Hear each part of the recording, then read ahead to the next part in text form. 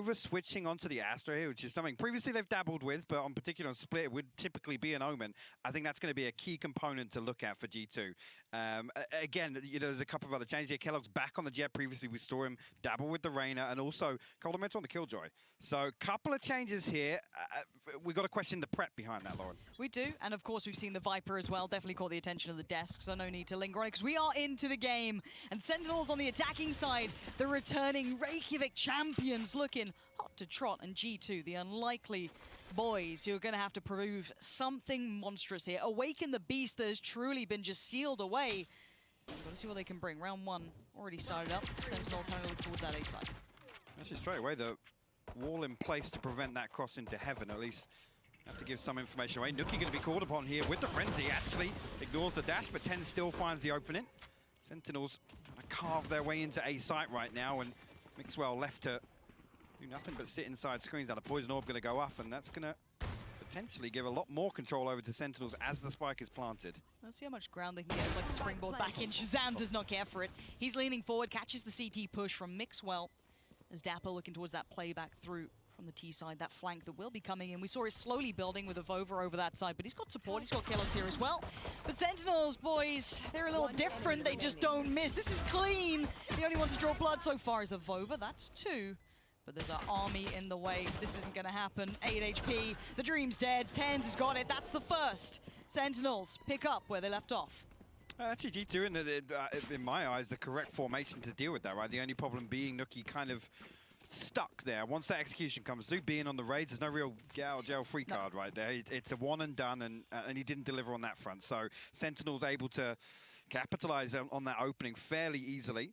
See if G2 throw anything into it. It's going to be Kellogg's with a Sheriff, but other than that, nothing across the board. See if they stack up and try and get a little bit aggro. I'm looking at 4 players actually towards A, but Spike leaning B side, and there's 2 members outside garage here. So Coldamenta going to be called upon here, or at least Tommy Turret. We'll give that information away. Tens and sick. Information gone on the back of it. They will retrieve the orb.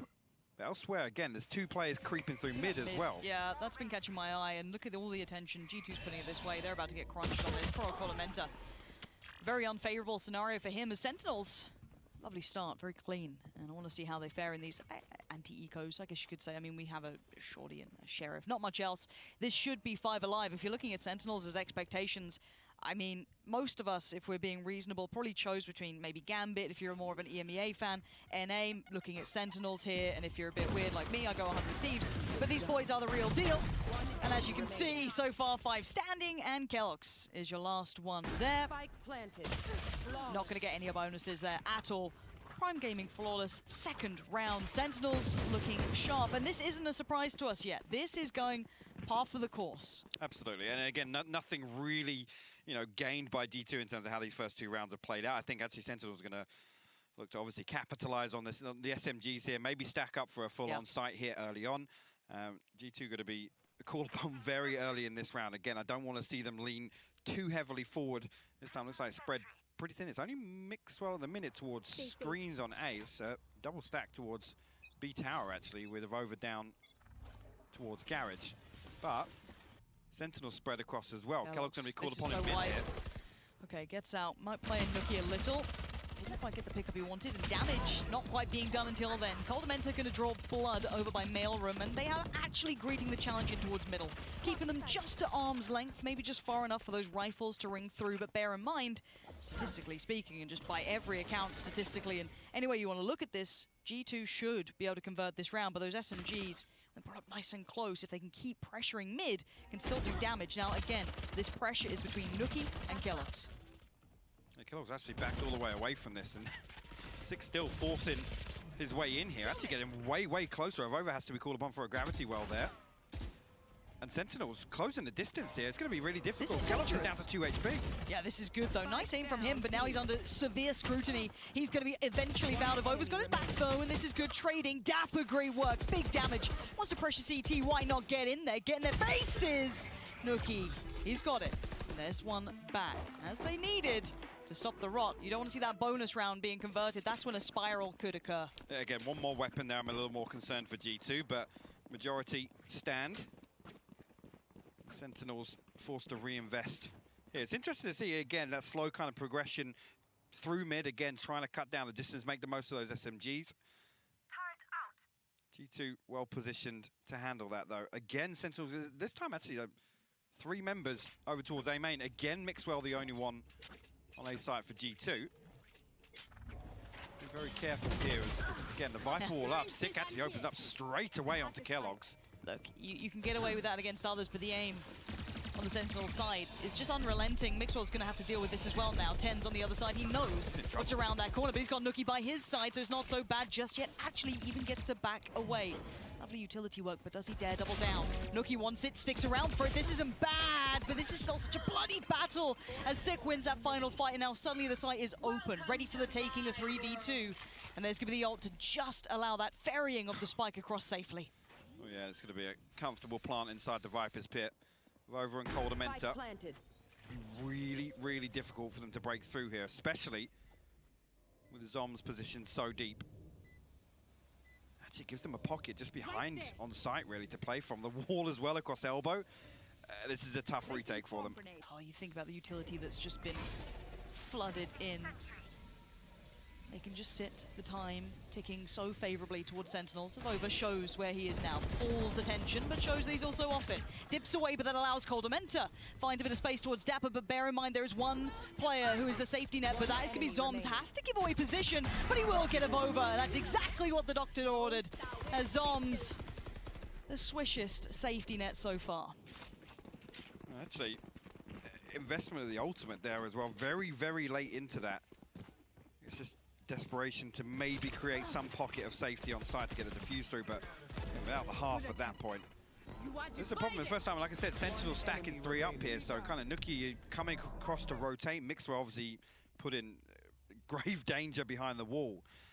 Again, if they can stack up like this, I think Sentinels really, time and time again, can condition G2 to lean a couple of players towards A. And look at it now, on the back of that previous round, they've got Kellogg's there, Coldamenta switched up, Mixwell now again looking for control around the orb. So Nookie put in a position where he'll have a lot of pressure if he tries to even stop this cross into Mail.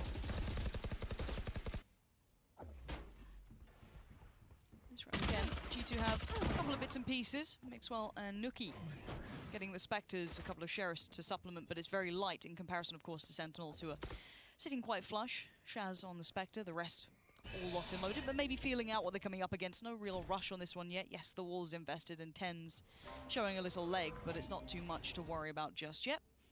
58 seconds, and there's the first contact. Sick with a comfortable opening, looking like they want to get towards B now. Take that space that's been given and allow Tens that freedom to roam a little further forward, clear the site, and you can already see those defensive lines are starting to build up around this site.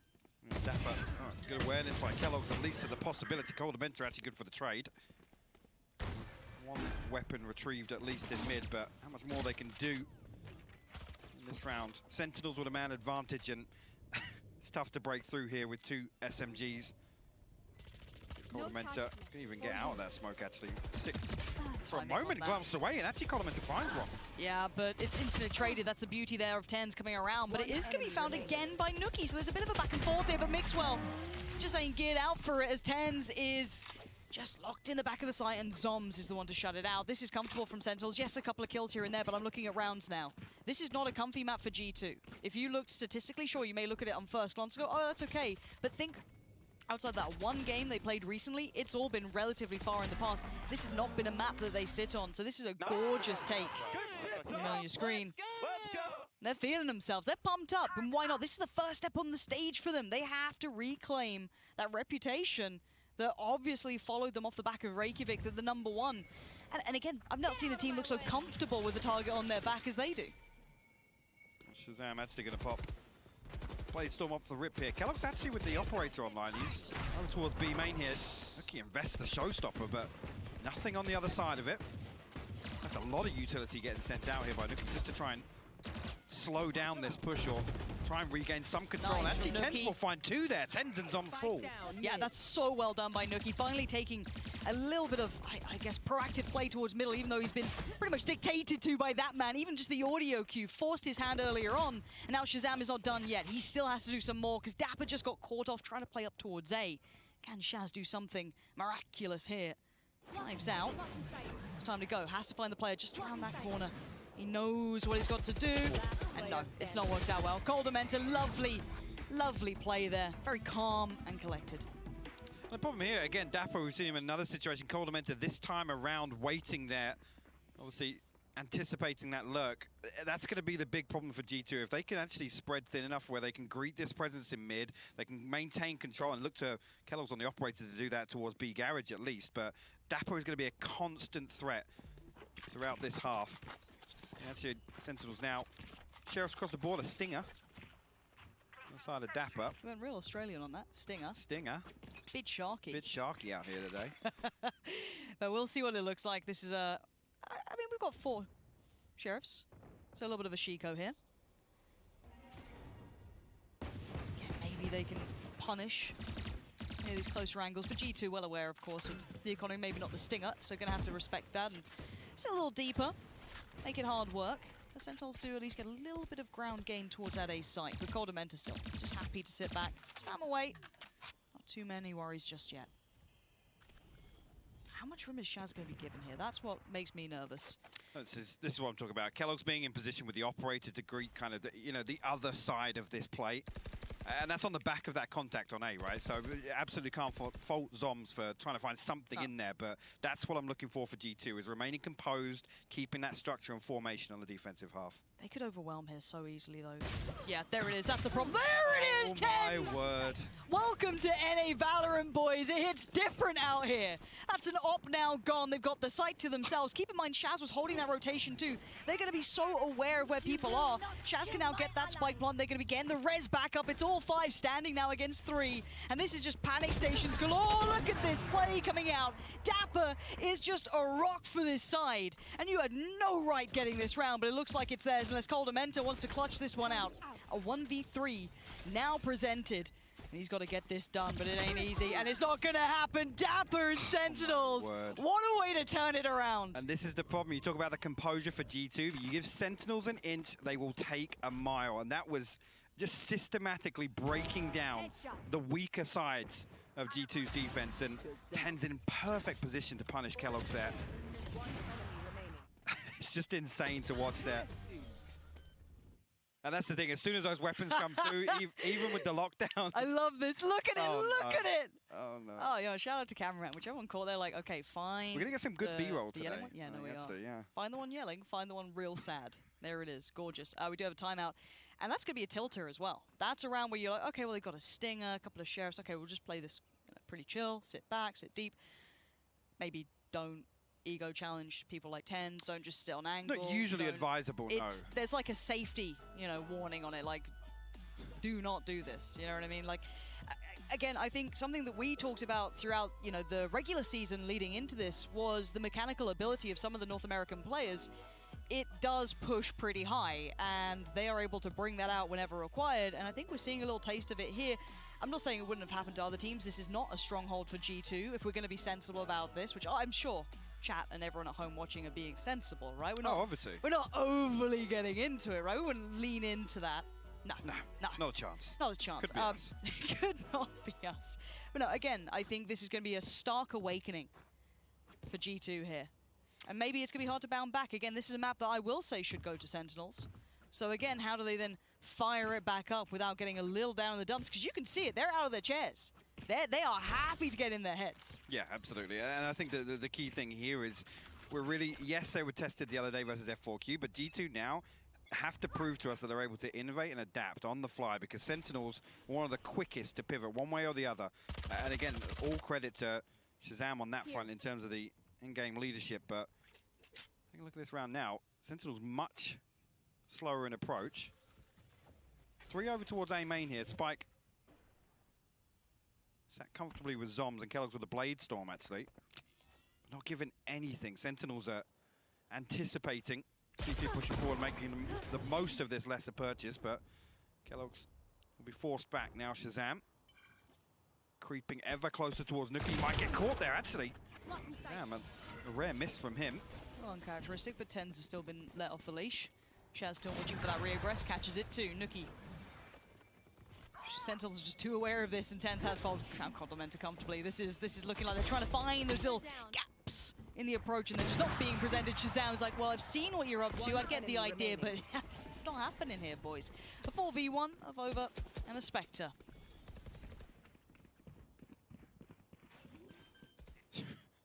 I mean, I've over no real option but to try and find an exit here, but expect Sentinels to be in place to greet him wherever he decides to show his face. Not even really tested on the way in there. And again, this is the immediate response based on Kellogg's obviously creeping a little further down mid. That information is relayed by Zoms, and right away they're positioned. See if Over will find 10 tier and an upgrade for himself, but, yeah, but look Sentinels at it. will probably want to remove this from him. I don't know how strong the economy is right now for Sentinels. I didn't actually take note of that. So I wonder how much they're willing to chase this down and get it out of his hands. I see 2 of them already exiting, getting far away, so they should be safe enough. Maybe just leaving 1 to chase. Actually, Over's just fine. So yeah, no real threats beyond that. Rifle should be kept on either side. Yeah, so Op still in play for Shaz as well. So Zoms and Shaz keeping hold of that so they can at least keep that economy nice and healthy, kind of filtering that back through. And G2, well, clutching at straws here. A bit of a shocker for Mixwell as a start. Not normally something we often say or see. He's normally a bit of a rock for the side, bit of that safe pair of hands, but he's been a little absent thus far. Yeah, and the thing I want to see from G2 here is them become a little more decisive, a little more proactive with some of this early territory control, because A-main's effectively being given up right now, and Sentinels are able to sit there, and the problem with Dapper doing this wall every single round, sitting behind it, there's that constant paranoia builds of how many people are stacked up behind that. Okay, let's see how brave you're going to get, because we've seen the difference of when Kellogg's is having a good performance too, something that he's not had a chance to yet, really. Nuki's been doing quite nicely at holding through here, but this time he's got Shaz working up with the op. Oh, this is bursty as well. Hold on, this is going to be real pacey. 10s, man. Who needs any further flashes when you've got him and that Lear? Sick has his back, but it's Over to isolate the first. Capitalized on the second, and it ain't over yet. G2 still holding strong, but Shazam is the only one to find success, and that's in middle. So now look what remains. Shazam and Dapper. And if G2, if you fumble this one, you're going to be in the bin for it. But Dapper's going to take the time to maybe investigate a little deeper. Say, Shaz, hold on, give me a sec. I'm at work. Let me get some work done. Because keep in mind, I don't think Kellogg's is going to be considering this for a second or 2. There's going to be that internal clock. Wow, he's actually already thinking about it. Dapper. Yeah, well done, Kellogg's. Great decision-making there. And wow. G2 actually hold it down. I saw a world there where Sentinels were about to slice them apart.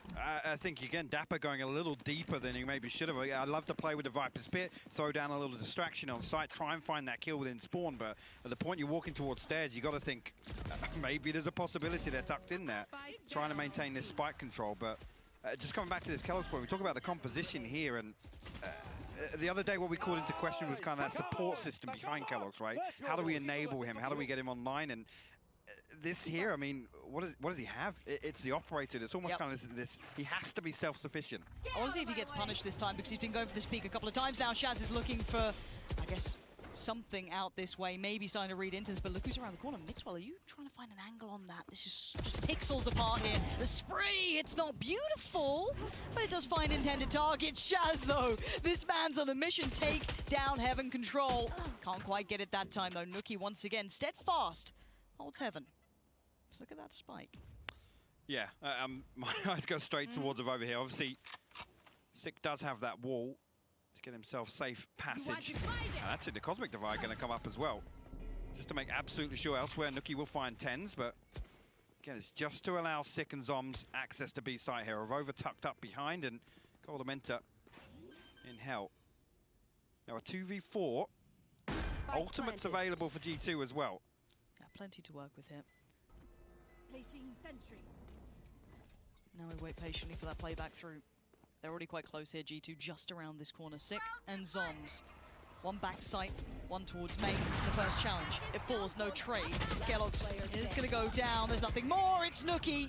Great round from Nuki there, and a couple of the others chiming in well, but I've got to say it, between, in my mind, Avova and Nuki right now, we have the pillars that are keeping G2 competitive in this. Yeah, and again, I mean, Avova is synonymous with playing that anchor role, and time again, he's able to bail G2 out. But in this series, he's really going to be tested, right? And we've seen it a couple of times now. Sentinels, they're testing the water, they're dipping the toes elsewhere, and they have such a good read on when to hit these rotations, right? When to catch G2 out, create their own gap almost to the defense. And this is another perfect example. Yes, a head count maybe is a consideration to make here, but G2 remain composed on the retake, and they only leave 1. Why is he not swinging that guy behind the wall? It's so fucked. NT. Alright, let's went out the top, guys. Yeah. Crazy. Seems like that was a little bit of a weird round in their mind. Yeah. Huh. Odd. Huh. Are they allowed to say that word and I'm not? Fine. Alright, fine. But yeah, I think something I was kind of considering coming into this as well was that there's a chance that G2 are able to, I guess, wake a bit of a beast, right? They are a sleeping giant to an extent. We don't know the depth of this roster. I think we saw the run coming into this, the qualification to this, and we all went, wow, okay, that's quite surprising. But they did suffer losses. It wasn't flawless. It wasn't perfect. They lost to, who was it? I think Supermassive Blaze, Gambit, Ascend, FPX, you know, a couple of big names. But they also were able to best a couple of other big names. Fnatic were also some of the, the victims that fell to the likes of G2 and many, many others. So again, it's very hard to categorize G2 right now. They're still in that rebuilding phase, but looking at Sentinels coming into this, gleaming record, just so good. You know, they're going back home from school real proud, putting it up on the fridge. So I'm still waiting with bated breath at G2. I'm just looking at them at this point. I mean, I come out of that first series that we saw, and I wasn't absolutely sold. And No. that's the concern. Again, if you talk about just on paper, expectations coming into a series, what we want to see. And that map 2 still sticks out for me, right? We start talking about depth and being really tested or pushed to kind of explore these other possibilities in the playbook. Kellogg's on the stage just didn't convince me, and that's kind of a telling factor for a lot of these other things that we discussed. So this in particular, perfect example, right? Kellogg's is called upon to be self-sufficient, to be finding those open jewels. I'm concerned for the attack. What does that look like for G2? Where is Kellogg's going to find, the ability to be solo pushing and finding space versus a team like Sentinels? No, and you're right, and they are seasoned with dealing with that sort of play, especially from anyone. I mean, the entire region is known for this aggressive play that can just open up off the back of incredible individual skill, be it coupled with that support from the rest of the teammates, of course. But again, you have some of the most headline superstars hailing from NA right now. I think we don't need to sugarcoat the pill. NA No is secret. leading. Yeah. Now they picked up the Reykjavik win, and rightly so, the way these boys performed. Truly impressive. Oh, no, don't agree? Fair enough. But, Be really upset with that. Yeah, I know. Sorry I called you guys first. No, they can't hear us, I'm kidding. Relax. Before there's more Reddit threads, we don't need it. But as we stand, we're just getting the, hopefully, gear issues fixed out. Everyone comfortable. Don't want any excuses.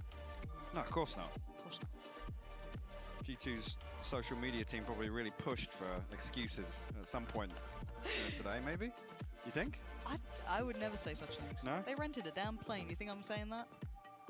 Do you think there's a follow-up banner for that plane? Do you think they've already recorded it too? They've got like 3 other versions. That'd When be they win, if they lose. Can you imagine? This All is bases covered. This is our clown thing that was actually the Sentinels social media manager, whoever it is, they're pulling OT. I've appreciated the lead up to this, and be it forced or not, I think is something beyond the point, because if it gives us a close game with excitement, I'm all aboard it. And like NA and EU needed more fuel to the fire, right? Like the 2 regions have been insufferable at each other's throats the entire time after Reykjavik, and even leading in. It looks like we're ready to go. Coffee being consumed from the beautiful shop. Maybe get a Red Bull instead. Way better. But for now, we jump back through to this and have to see where we left off. The money has been humbled for Sentinels. Sick with the Spectre here. Again, Sentinel's going to focus their efforts towards mid. And actually, nobody even hold this. Nookie going to be called upon here, but Sick actually finds the opener here. Response from G2's got to be fast. There's only 2 more players here to defend. Mixer actually, listen that orb onto Hell. I expect that was the intended. What's down available? That's yeah, there's only 1 member towards B main here. The alarm bot's going to spot that out if Dapper decides to push on through. Sentinels now, they found a kill. Yeah, Trying but to spread the foot. Look at Kellogg's though. I'm waiting to see if Shazam can start exploiting any rotations as well. Just talk about the ult coming through there. That would be Killjoy popping theirs down. Avova looking to maybe open up an avenue of keeping control if needed. Capitalize on this. Time bought. Res came in. A lot invested into this round though, considering Tenders has got the upgrade now. You got Nookie just with the showstopper, no main weapon, and he's going to get absolutely ripped apart there. Shazam finds the opener. Mixwell will trade it out. Sentinel looked to pile on the pressure. Yeah, they do. Mixwell isn't alone here. Coldamenter apparently had his back. What is Sentinels doing? How are they converting some of these rounds potentially? There's 3 now left. Great work from Zombs. We didn't expect the follow-up from Avova. Now a 3v2. Up in the hands of Kelix and Avova with the rifle. But the site is completely under wraps by Sentinels. Post-plant now, 2 rifles collected, put into the hands of Tens. Dapper, Sick, all just fine. Tens going to put himself as the tip of the spear to swing if needed. As Kelix starts to maybe have a little look around, start his foray into this. Avova just starting to lean through, and Tens caught 1. And now Kellogg's, yeah, run as much as you might. They're not going to let you leave. Sentinels! This is twice now. This is twice now this has happened on weaker buys that G2 have just been slowly suffocated. And this is the first time they strung together a 2-round victory as well. Sick, just no respect to any of this utility here. And this is the problem. I think Nuki actually got his showstopper triggered there. So it was actually costed as well on top of the lockdown and the revive for G2 to try and swing that back in their favor. That is the biggest disaster you can look at. Yeah, Nuki, look at it. Ultima's gone. Yeah, G2's mental is being tested here. Sentinels, there is never not a round that they're just not a danger, not a threat. They'll find something, they'll work for something, and this is that rude awakening. But it's still a decent half if G2 get maybe 5. I'd say it's manageable on 4, but it's tough. And for now, Mixwell gets that first touch of damage as we wait and see what happens here. Feeling safe. We'll try and actually get a ramp. Takes a lot of damage on the back of the snake bite and a bit of spam through that poison orb as well, but 3 members of G2 hit against Spike, just completely the other way. This is an attempt for Sentinels to pull rotations, and it's working perfectly. Shazam swings out once again. Has to retreat though. Now it's just 1 man. It's Avova in position to try and hold down B. As soon as this hit doesn't come through, I want to see G2 moving, but look at them. They're stuck. They're all trying to, they're trying to control A site when there's nothing there. It's the wall for Dapper that's keeping them. All right, Avova, what have you got for us? You have every player coming your way. You are in danger, you are under threat, and you're dead. Shazam, he doesn't need to see you to find you. He puts him to bed. Kisses him goodnight and says, see you in the next half. But 3 now stand. Coldamenter, Nuki, Mixwell. Spike now planted. And they have the way to work back in. They have so little information on the side of the map as well, playing back in from that A side. Shazam happy to look towards heaven as well. Look for that drop down from rafters. Coldamenter is up there. It's gonna be Sick. Gets the first optional follow-up. It's gonna be Tens supporting him. And now just old Nuki, and they know where he is, and they're gonna start hunting him down. Nuki though denies for now. For time, High Pocket's starting to dwindle down. He's got 3 more to find. This feels almost impossible.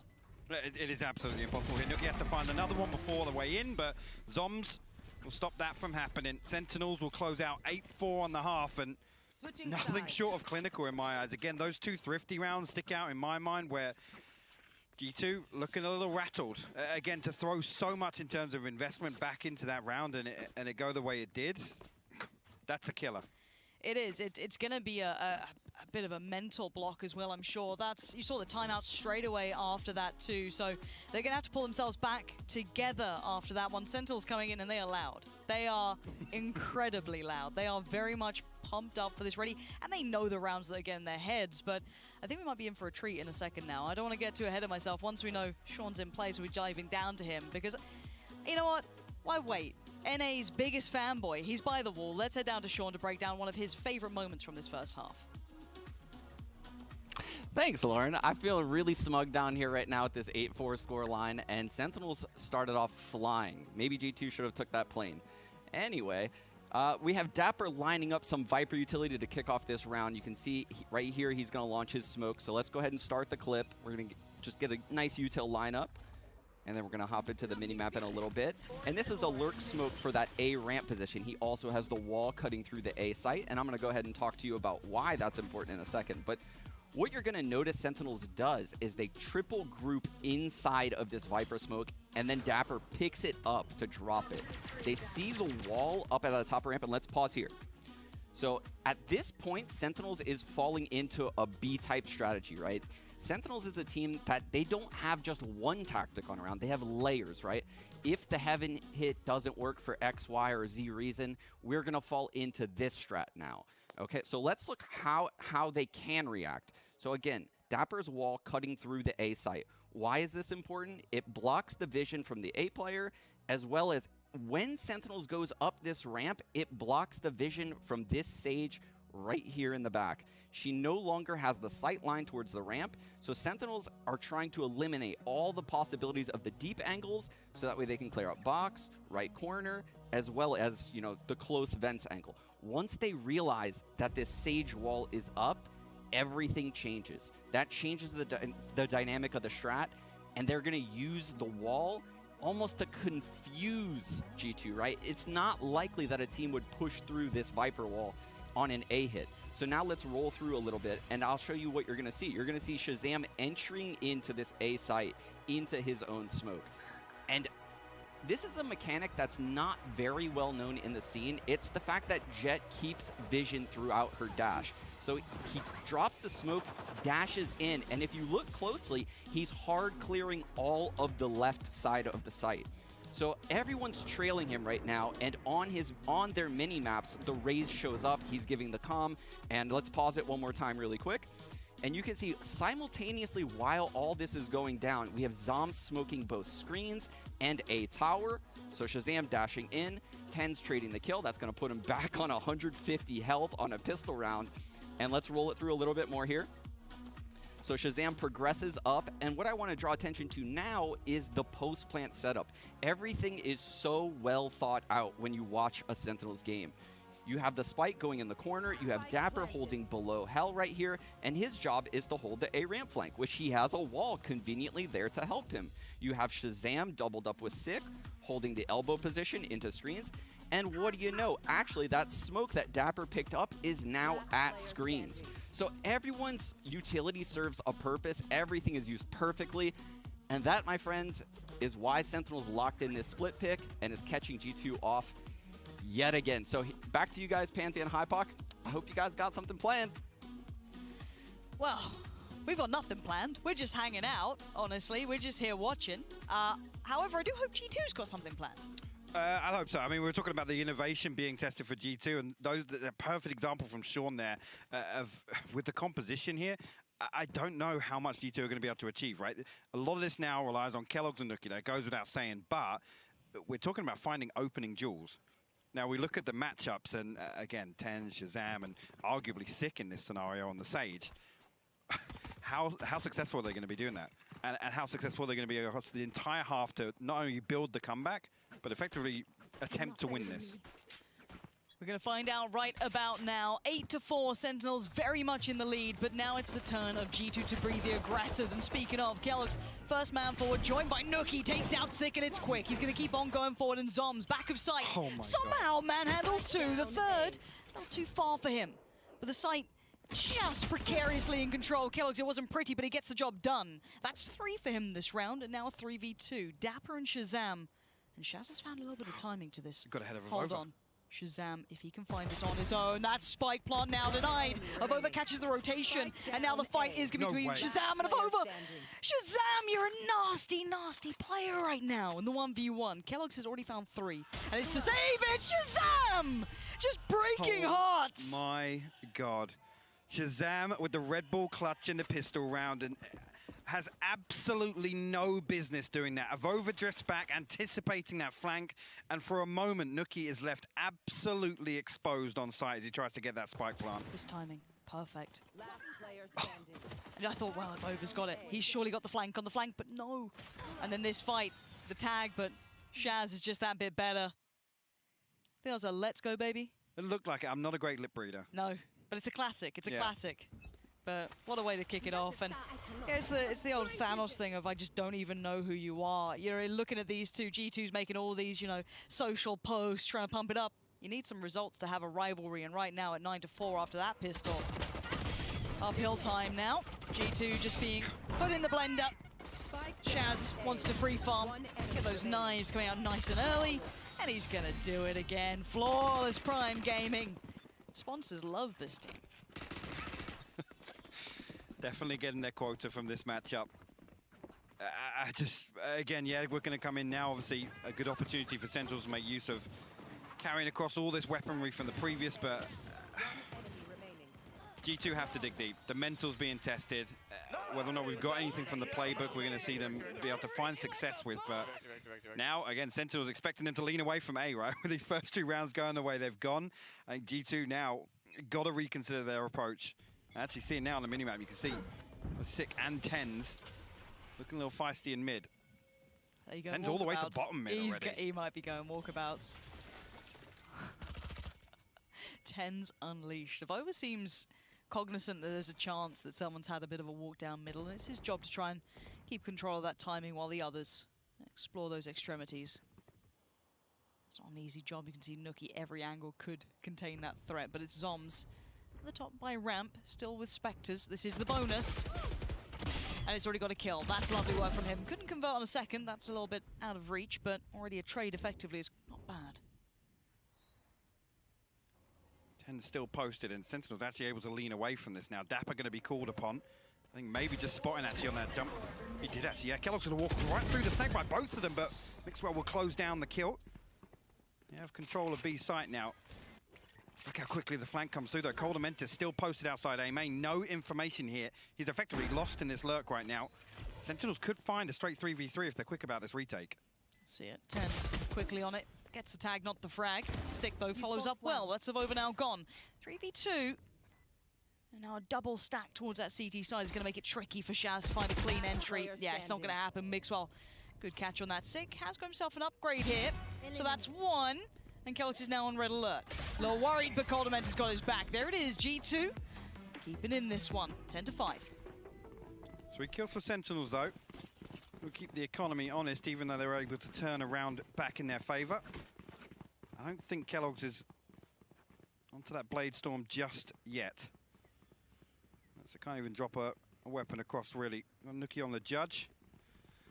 A Spectre for Avova. Mixwell will be able to get the Vandal. Shazam Blade Storm already online with those first 2 rounds. Zom as well with the Cosmic Divide available. But again, it's look at this complete denial here by Dapper's utility again. Poison Orb will go over main. The thing is now they can use Zom's utility effectively, reactively, right? As soon as G2 shows something, they have that audible possibility. And this can only go on for so long. They don't have much to catch any flanks. They don't have a default. This has a time limit on it, and they're going to have to go soon enough. And it's going to be right about now. Kellogg's on in. Nookie to follow him. Mixwell not far behind. The site is going to be theirs. This is postured for a retake almost instantaneously, but Dapper down a little ahead of the spike plant, so it's not too bad. 6 aim is sharp today. Kellogg's feels the brunt of it as we already have Nookie going walkabouts, but the problem is you got Zoms ready and waiting. They're reading you like a book. They're about to close this chapter if you don't pick up the pace. Look at this. Sick just walks back in. This is my site. Get out. 11-5. Absolutely clinical from Sentinels. They allow G2 to enter. They give all this space up because the protocols are in place. The contingency is there to make sure they never relinquish this site control. Nookie finds all this space, but he's got a Judge. If anything, he goes a little too deep. At the point where he's got control of that spawn elbow here on B, just sit there. It's actually crazy the Sentinels absolutely flawless right now in everything they're setting up to do. It truly is a treat to watch. I don't care what region you're from, who you're a fan of. Sentinels looking in form, looking like they're picking back up from Reykjavik, but still early doors. Best of 3 here, only the first map if you're just tuning in. This was Sentinel's choice, no surprise to the G2 fans. You know, this is not normally within the wheelhouse, and we are seeing obviously a weaker purchase. 1 rifle, the hero rifle on Coldamenta. Shazam. Oh God, they line up. Don't make him just ring the bell. That's 2 easy frags. Make it a 3rd. He's putting on a show. Make it so easy. He looks so comfortable. And the last 2, not really a threat right now. Rookie's still bottom mid. Sheriff in hand. Paint still available, but again, at this point, there's no real value in doing any damage to the economy of Sentinels. Spam comes through from Shazam. Coldament will find 1, but don't expect Sentinels now to be over-peaking on this. Oh, he's going to swap the barrel there. Yeah, another 3v. Man. The 4th for Shazam. Is he good for the ace? Little eco farm just to close things out. There it is. Anything they can't do right now? No, No, I don't think there is. I mean, Sean brought up a perfect way, and it's that word protocols, right? Whatever happens in these rounds, it's never looking like Sentinels aren't in control, right? They're able to peel back effectively. It's that 3 to 5 second window where they're able to just turn around and basically flip the round right back in their favor. That's on the back of, obviously, Sick falling in mid. There's no building pressure on the back of it.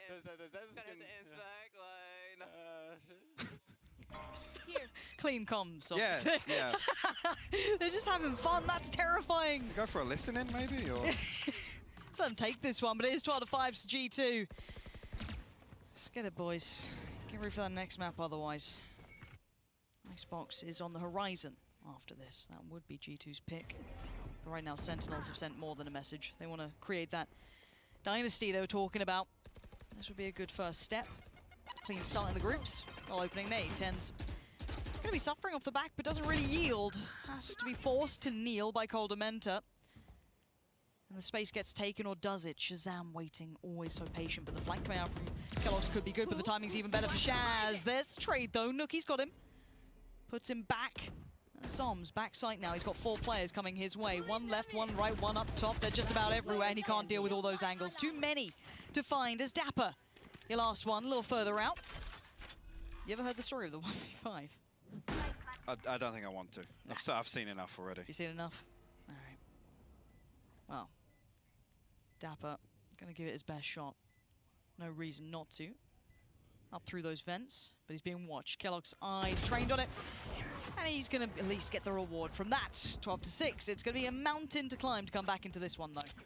It is indeed, and the thing is, you look at that round and it's an anomaly, right? It's very rare that you're able to get to a position where you can overwhelm Sentinels, and that's what I feel happened there.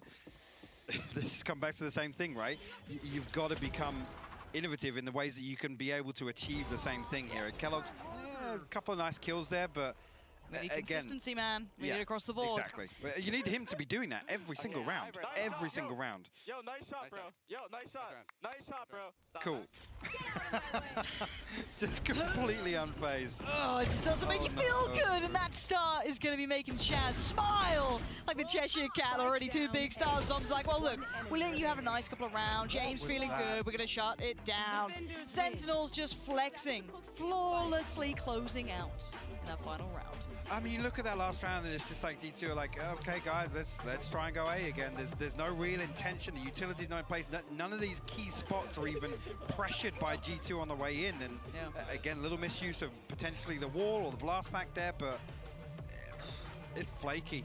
I'm worried for the next map. We saw them tested the other day, which again, you could say was a bit of surprise. I expected G2 to walk their opening series, and they didn't. And I'm starting to see similar trends here, particularly in some of these. Look at this. Yeah, it's just There's no pressure on Shazam whatsoever. None.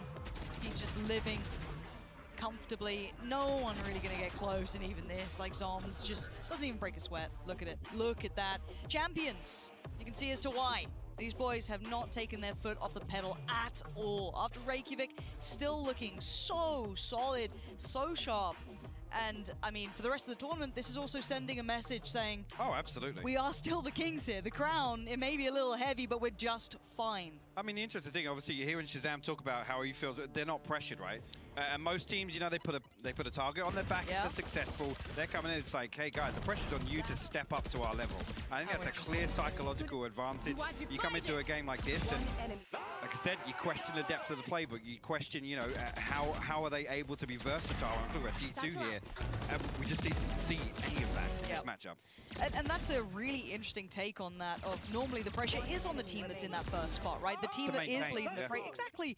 Because how many of them eventually fall, right? Eventually they get too stuck in their ways, but Sentinels are just constantly adapting. And they're just pumped up. They're loving it. These boys live and breathe this game.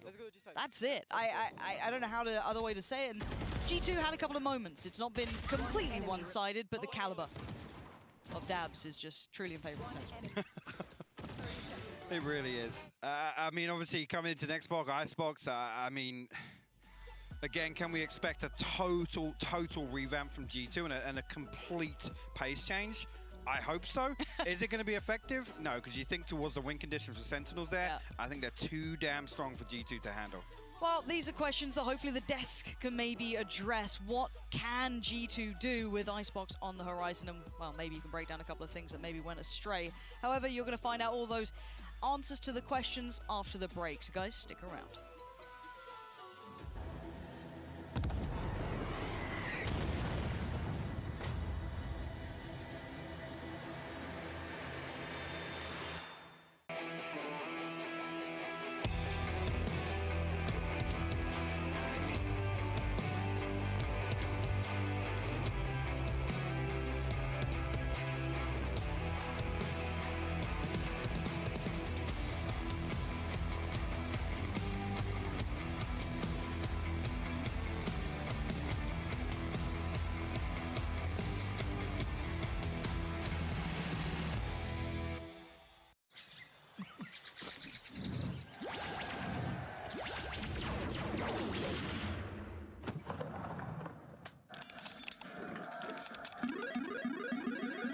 Red Bull gives you wings.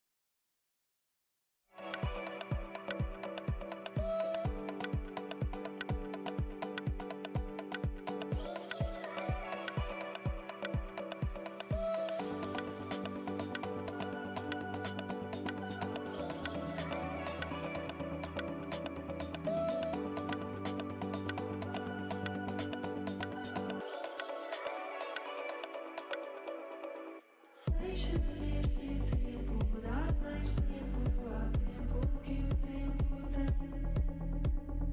Quando cuentes cuentos, cuenta cuentos vas a contar. Deixa esse tempo dar mais tempo a tempo que o tempo tem.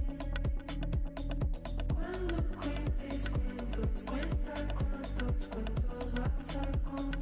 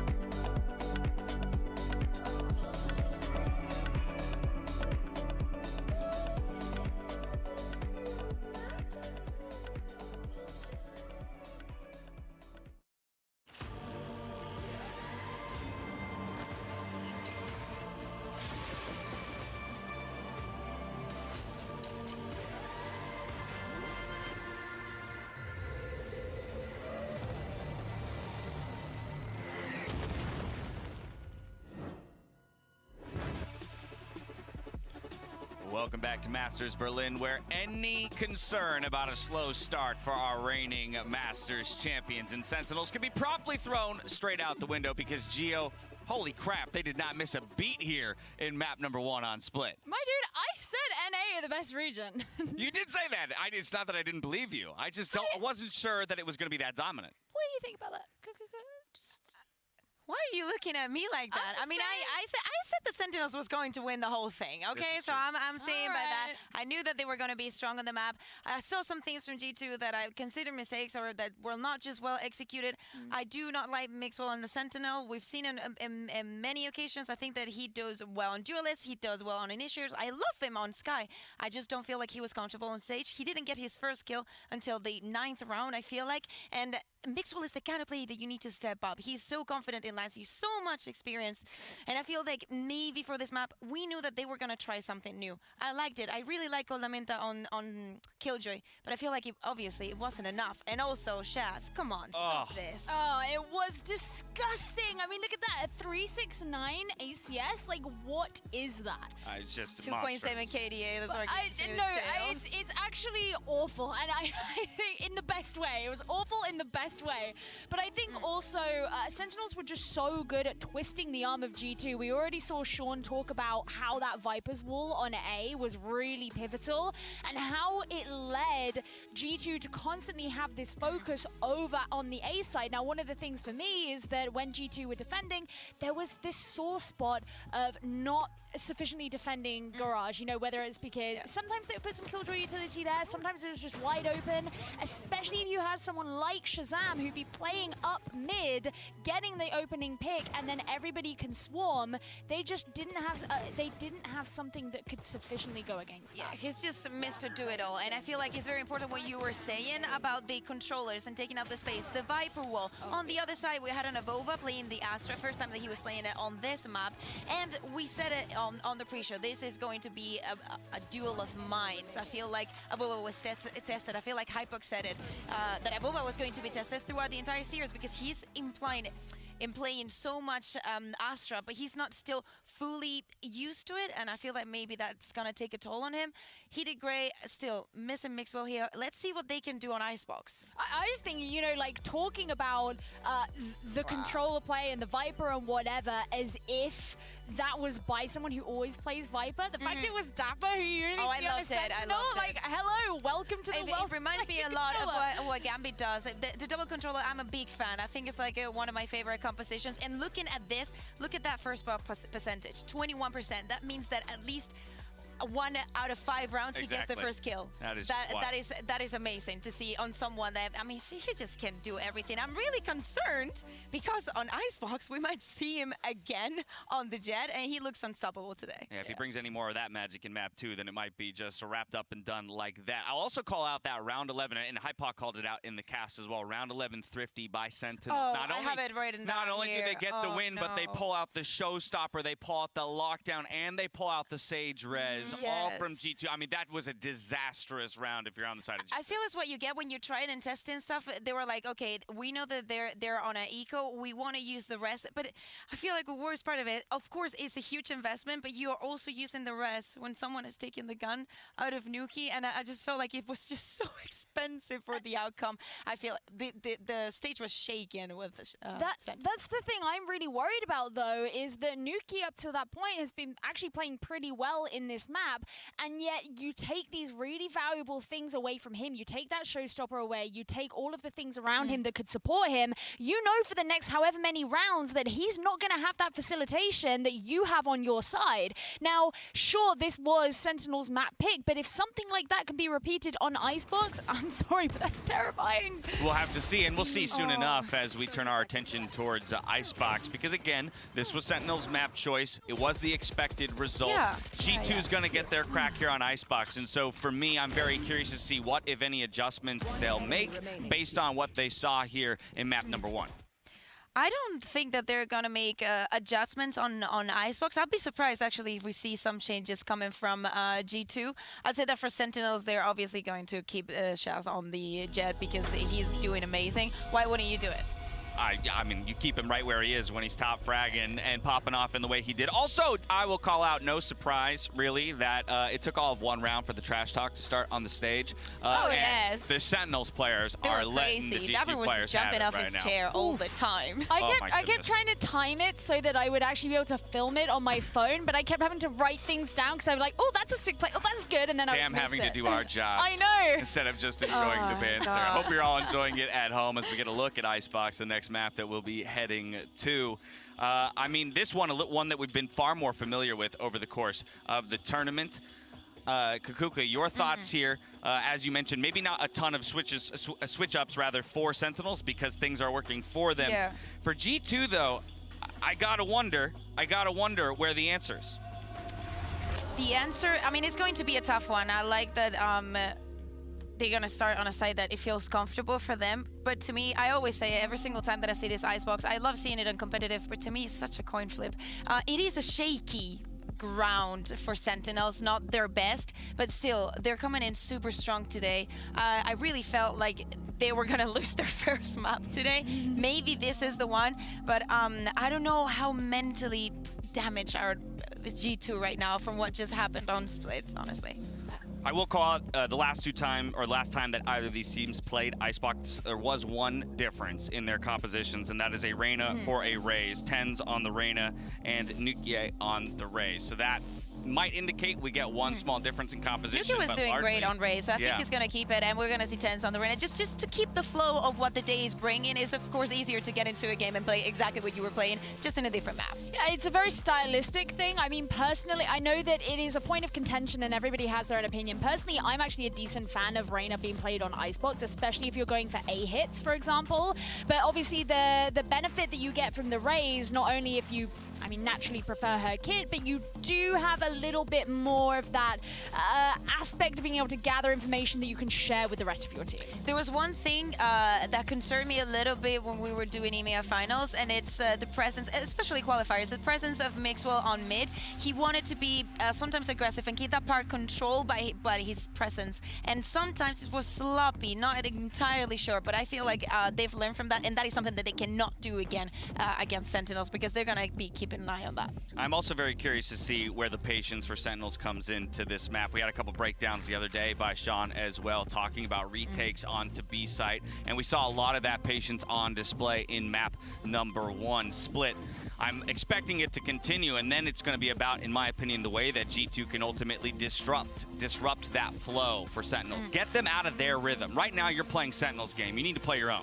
Yeah, one of the worrying things for me is, and this is kind of something that I mentioned in G2's game against F4Q just a couple of days ago, but G2 lost in the EMEA playoffs. They've actually lost to the other 3 teams from EMEA that are here. Now, that might not sound super relevant, but they played Icebox on every single one of those series as well. And I just wonder if they couldn't necessarily stand up to teams within their own region on this map.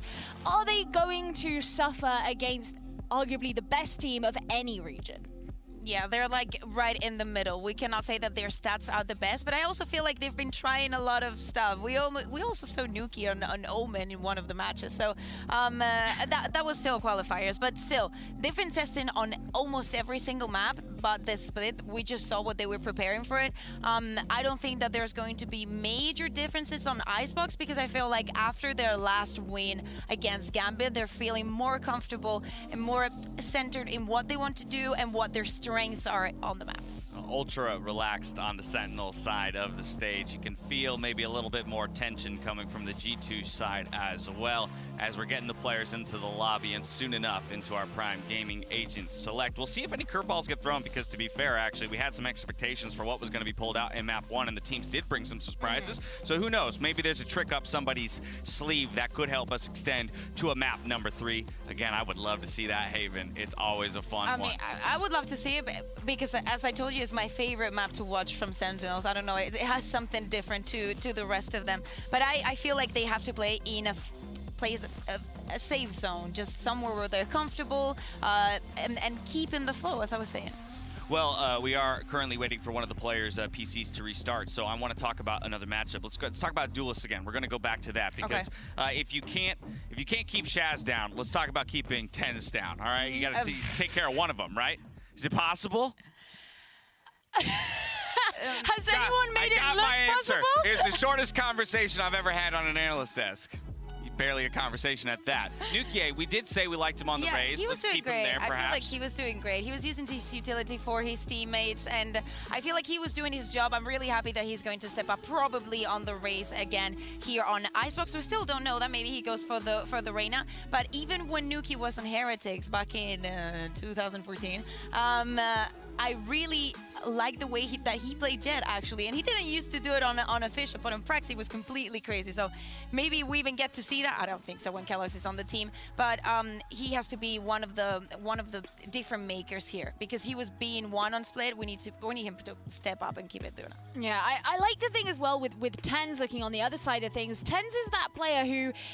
he doesn't have to be the center of attention. You know, if you compare his, his first blood statistics slightly less than what we saw from Shazam, even his damage per round, like compared to Nuki, that's actually quite a substantial difference, but it's because TenZ, you know, you can always trust him to come in when he's needed, whereas rather than like solely relying on him for everything. And I think that's what makes Sentinels so terrifying. Whereas with Nuki, he and keloqz have quite, you know, different roles, different play styles, and if you lose one, you're not necessarily guaranteed that aggression is still going to be there in the same way you can with Sentinels. I think it's also important to mention the fact that NA knows that in EMEA we love Icebox. As you said, G2 played it against every single seed of EMEA, so that is something that is going to happen no matter what, because you're going to want to ban Ascend against these teams. It doesn't matter if it's G2, if it's Gambit, you know that is a strong card for them. You don't want them to play, you need to go to another ground, so they have prepared a lot for this one. All right, Nuki feeling at ease here, so perhaps, yeah, he does feel good heading into Icebox. On the point of TenZ, it's really interesting to me that while he absolutely has the capability to pop off, he is the most demure of the players on the Sentinels squad. So a little bit unassuming to a degree. You almost forget sometimes that he isn't the loudest personality on the team, and then he shows up with some unthinkable play to remind you that TenZ is TenZ, and you need to respect him out there on the maps. Yeah, I mean, absolutely. But I think that's kind of what's nice, you know, it's kind of silent but deadly. I mean, I have to say, I felt that about TenZ as well. When we had a rehearsal day and TenZ was getting his makeup done, like, next to me, and he was so calm and just sort of whatever, and I remember thinking, like, there are people who are terrified of you, and you are the most unsuspecting person. Yes. As he's just getting he's getting his makeup done. he was just standing there, just, hello. He was really nice. I also think that it's not the same playing Reyna on Split as impactful as it is on Icebox, because it's gonna help you a lot pushing into different zones of the map and helping Stras on that task. Yeah, I mean, I mentioned earlier about particularly on A pushes, right? You're really going to be looking to that Reyna because you come around the corner, you need to use the Leer, oftentimes combined with the Owl Drone too of the Sova, and that's going to give you all that initiation power that you need. Whereas, you know, obviously you can do that on B, and it's useful on B, but the A side is really where I predominantly think of that. Whereas on Split, not so much you need that. You know, if you're looking at like the B site on Split, for example, you want to be thinking of your Razes, your Jets who can dash straight into the side, less so than, oh, I'm going to initiate with a Leer. Well, people rightfully afraid of TenZ out there on the maps, but they should also be afraid of Shazam when he's pulling off plays like this. Our Verizon high-speed moment from our previous game on Split. Round 13, pistol round. Walk me through a Kukuka. Oh, I love this because he gets this kill on a Bova, I feel. And oh my god, this was so... Why did he play it so fast? Because we knew that it ended up... It was watch it again. I really like how he sneaks in. The timing is so wrong with the Bova. He was, I think, keeping an eye on Dapper, and it's just Shazam. I think he did the same on the next round, but it's not as flashy, you know, because after winning pistols, I mean, against the Nico, it's just not that big of a deal. Yeah, definitely less impressive, but 6 kills across 2 rounds is going to make you feel good. And again, you saw him throw the arms up across the stage, letting G2 know what's up as he pulls off the clutch in the pistol round to make the map feel as dominant as it was. Oh, yeah, absolutely. And I love that you just talking about it there, you're getting excited as well. Yeah. We've already seen it.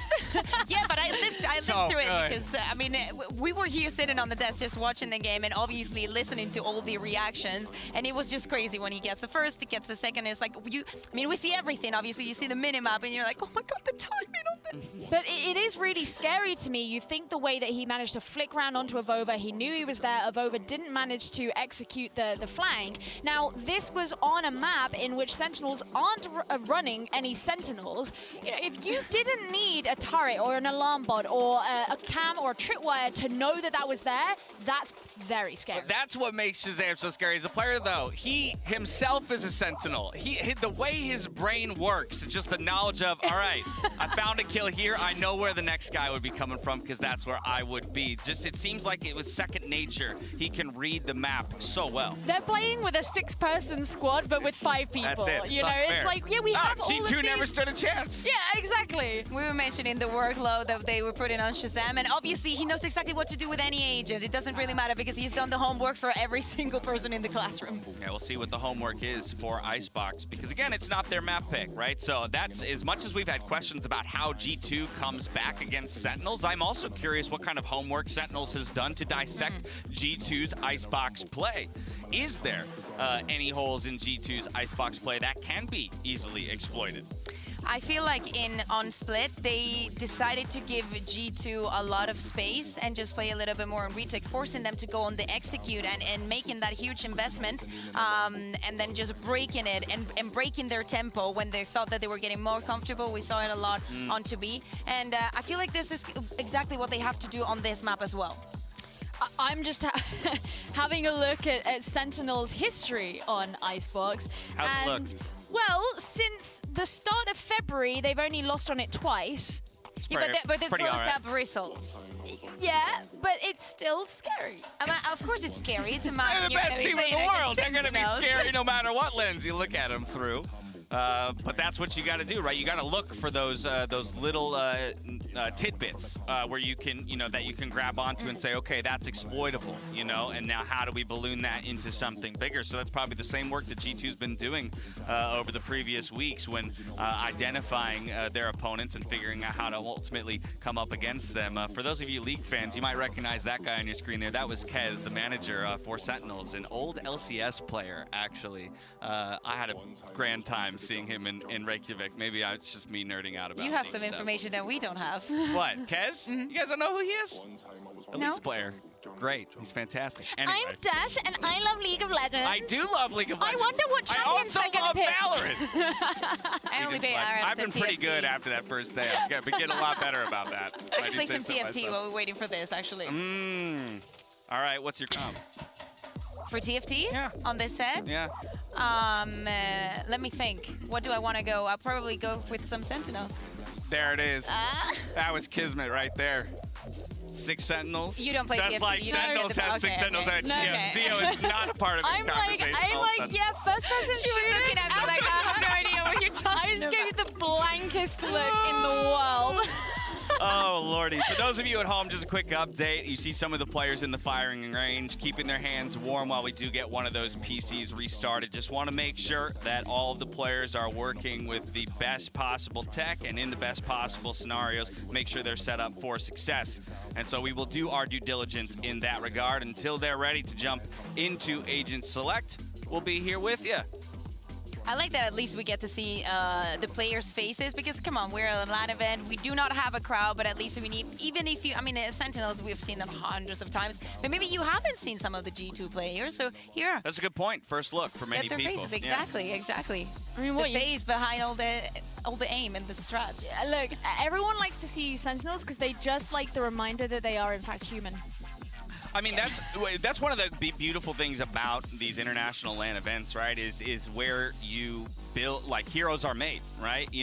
Stars are built in these kinds of international competitions because we have expectations. A lot of those end up, going to the wayside as we see the firing range firing off on our screens here. Man, I wish I had mechanics like that. I would like G2 to go on pistols into that shooting range because they lost both pistols, and that is always like pending homework for G2. I don't know what's going on with their pistol rounds, but they cannot seem to get them straight.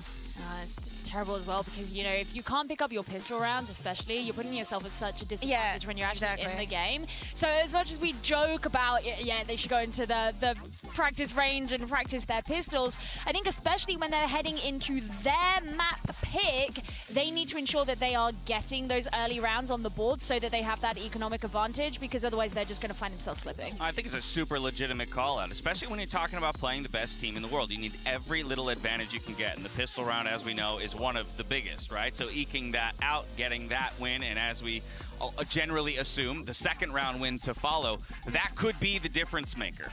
If everything else is going roughly even, the pistol can be it. Take care, because Sentinels eco rounds have been taken. That is true. The double thrifties from Split really did spell doom for G2. I also just think Sentinels are just not one of those teams that are going to be afraid when, if they are going up against an anti-eco and they're on an eco or they're at an economic disadvantage, they're not going to be afraid to actually try and put a dent, a dent the size of a freaking crater in that economy. This is disgusting. This is disgusting. Oh I'm my disgusted. God.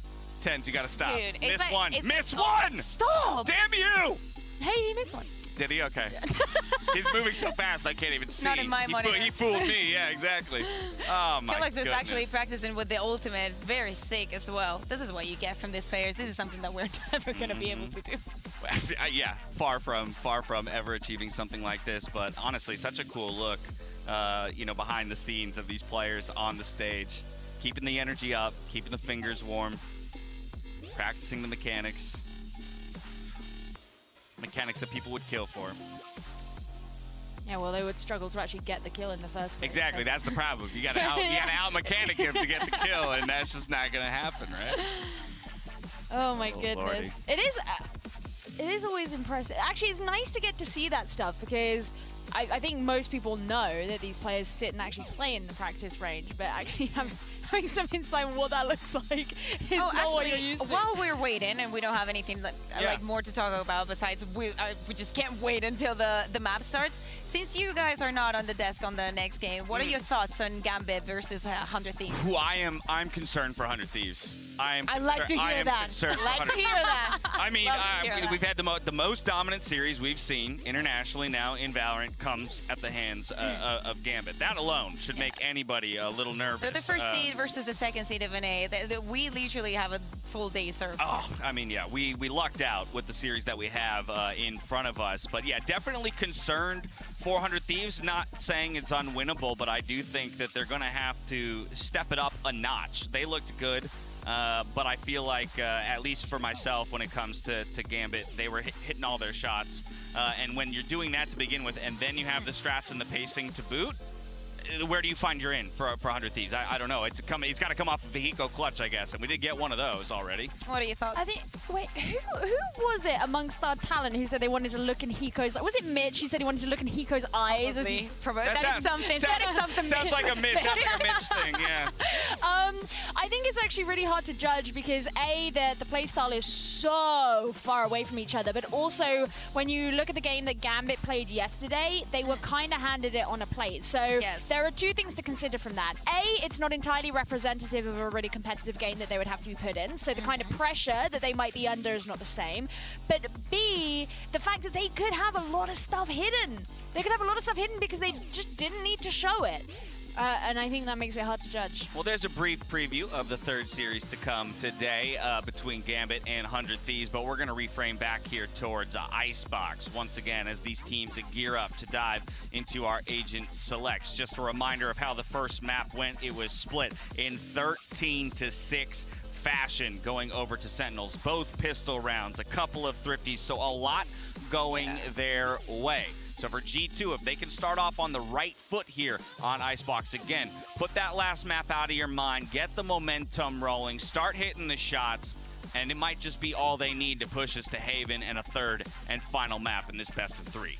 They definitely have the time to refresh their minds a little bit and maybe not take a walk, but come on, we're waiting for you guys. Stop passing everything. What is this? What are they? What are they passing? I think they're the gum. Oh, just hand warmers? Yeah. Okay. Well, there you go. Yeah, I did see Shazam like blowing into his hands a second ago, and I was just thinking, I wonder if they know that the reason it's so cold in here is because of you. Don't you do it. Don't do it, dear. Come on. I'm fine. We're all wearing. Well, I'm wearing and a the players are gonna be sweating. We know that. I'm wearing a crop top, Lordy. so I've been shivering in here. All right, well, Life is so whose hard. choice We was have a that? full wardrobe upstairs. You can grab something. I got an extra hoodie somewhere I can lend to you if you're cold. Also, we're going on to Icebox. That is so I don't have to be perfect. there. Exactly. It is so No, you have to be there. You need to get in the zone, okay? With this fight, actually. right. know You what's gotta going on. feel it, okay? Yeah. You can't really play on Icebox unless you feel like you're playing on Icebox. So we're just getting everybody into the right mindset. I see. Okay, All the right, song well, switches. well, That That's means we're how you going know. into Agent Select. Yeah. That's That's how right, you game know. man. Let's go. Alrighty, let's see. We talked a bit about, but I'll re-hit, that we actually expect in many cases to have somewhat of a mirror matchup. Last time each of these Yes. teams played this map, the only difference was TenZ on Reyna and Nukie on Raze. We'll see if that's what holds true or if some other tricks come out. I actually expect the exact opposite. I would like Nuki to go on Reyna, but I feel like he was too comfortable against Gambit playing with Raze. So let's see. First pick's pretty okay. So far, so good. Yeah. We don't. Yeah, we haven't got to the spicy part yet. Yeah. This is his fight. No Okay, Exactly. all right. So we got some Raze. Nuki on Raze. That's something that I like. And now TenZ go on Reyna, please. Shaz sticks to the Thank jet. you very That's much. called out. TenZ going to the Reyna. It will be Mixwell on the Viper as he played the last time around. Yeah, and there is no way that Kellogg's does not go for it. Just Yeah. gonna pick Euro. There it is. Could you imagine There it pulling is. the Euro card? It's exactly what we expected here for Icebox on map number 2. You've heard enough out of us. The players are definitely ready to get in there and do some battle. And I know Hypoc and Pansy are ready for the call.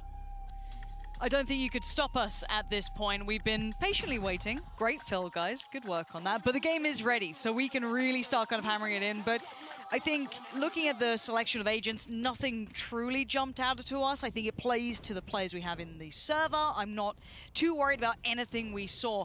Is there any key components you're looking at here to be maybe a difference maker for G2? Because Sentinels have come out, in my eyes, and have set the bar exceedingly high. So where do we look for those small exceptions? Where do we find it? I ask the same questions now that I did in map 1. If Kellogg's coming online, what's the support system look like? Now, previously, Kellogg's has had a couple of really, really rough performances. And actually, stylistically, we compare Sentinels to Ascend, a team like Ascend. Kellogg's got absolutely shut down. So it's going to be difficult here for him to find value.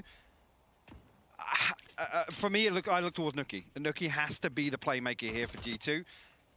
I'll wait and see how that goes off. Zoms, a couple of shots back and forth, actually. Oh, G2 had sent any utility over, but with 3 members stacked up here along lane. Zoms not even entertaining it.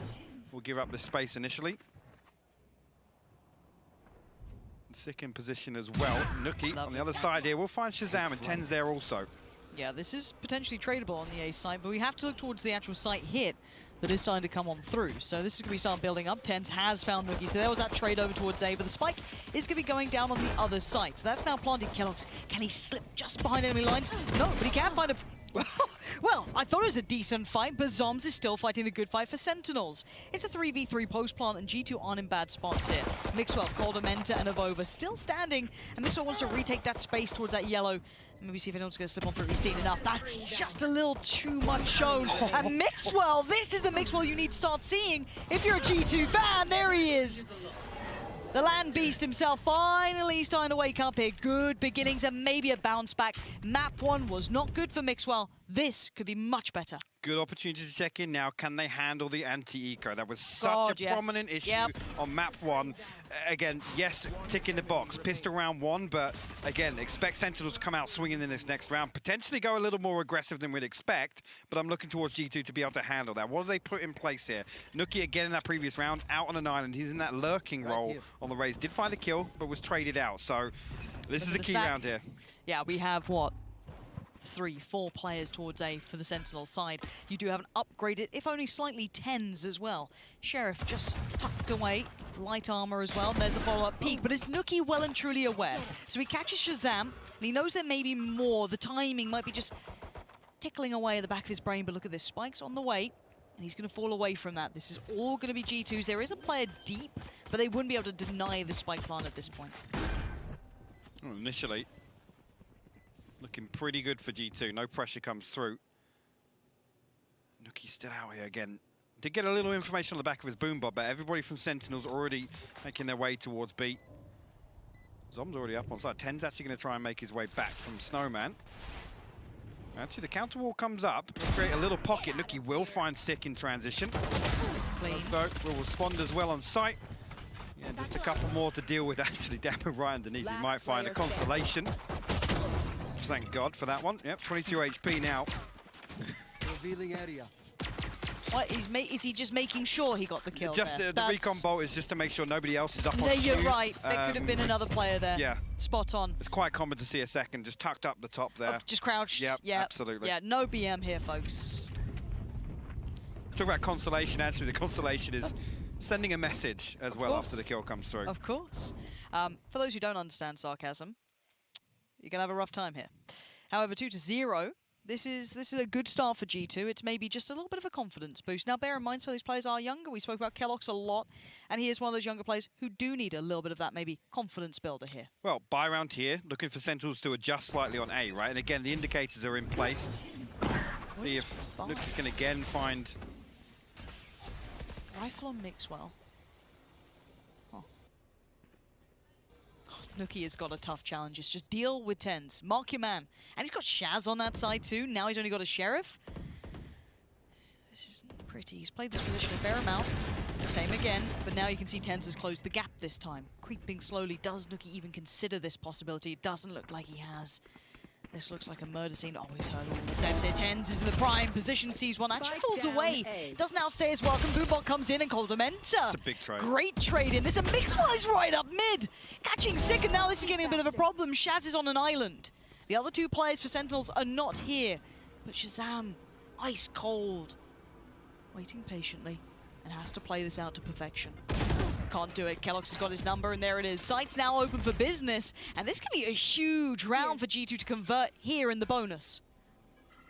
Dapper and Zoms Here. trying to get something done on the way back in. Kellogg's will actually fall. A little overzealous there, trying to Spike planted. hold on to control there, but Coldamenta trades it back out. Nuki follows up. Zoms will fall. G2 go 3 up. There we go. They're getting fired up, High Park. Here we go. I was going to say, interested to see actually, even still the hesitation there, and both rounds previously actually, I think both Tens and Shazam have shown presence, right? So they know that officially, I guess, that default is both members being present. Even after they find the kill on the Tens, they're still very hesitant. They wait for the owl drone, and that's actually a big positive, right? I don't want to see G2 slipping up and making some of these mistakes where Sentinels are always going to have that contingency in place. And I love this. You could just see Shazam probably talking through how is Nuki still, maybe getting away with this. The presence out there, the swing around on it, like everything that's just happened to them, they're probably a little frustrated by. That's not something we often see. Sentinels, they're normally calm, very collected. Nuki, again, this is his job, this is his duty. He was born to do this, apparently. But he still has two of arguably the best brains and best aims to handle on the other side, and there's the brain removed from one. Shaz is gone. The wrists still in place for Tens, but he's going to have to deal with that and back away. On the other side, however, Zoms getting ready. Sick. Has he been played in on this, though? Do they know this? Do they check on it? How much can he do with it? Mixwell catching Dapper. And for now, player advantage to G2, and they want to keep it that way. They've got the rifles, and this can get very scary, but look at this position. This is nastiness. Nuki. So many angles to clear. Oh, the first wasn't clean enough for their Tens.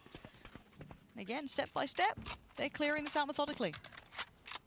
All right, so once again, cautious in their approach. Sick, really up towards rafters. And D2 not overstepping the mark. Methodically clear through here. Nuki actually still catches sight of Sick ahead of time. Actually, some more damage comes through, and Nuki will find the kill. Third on the round now. Spike will go down.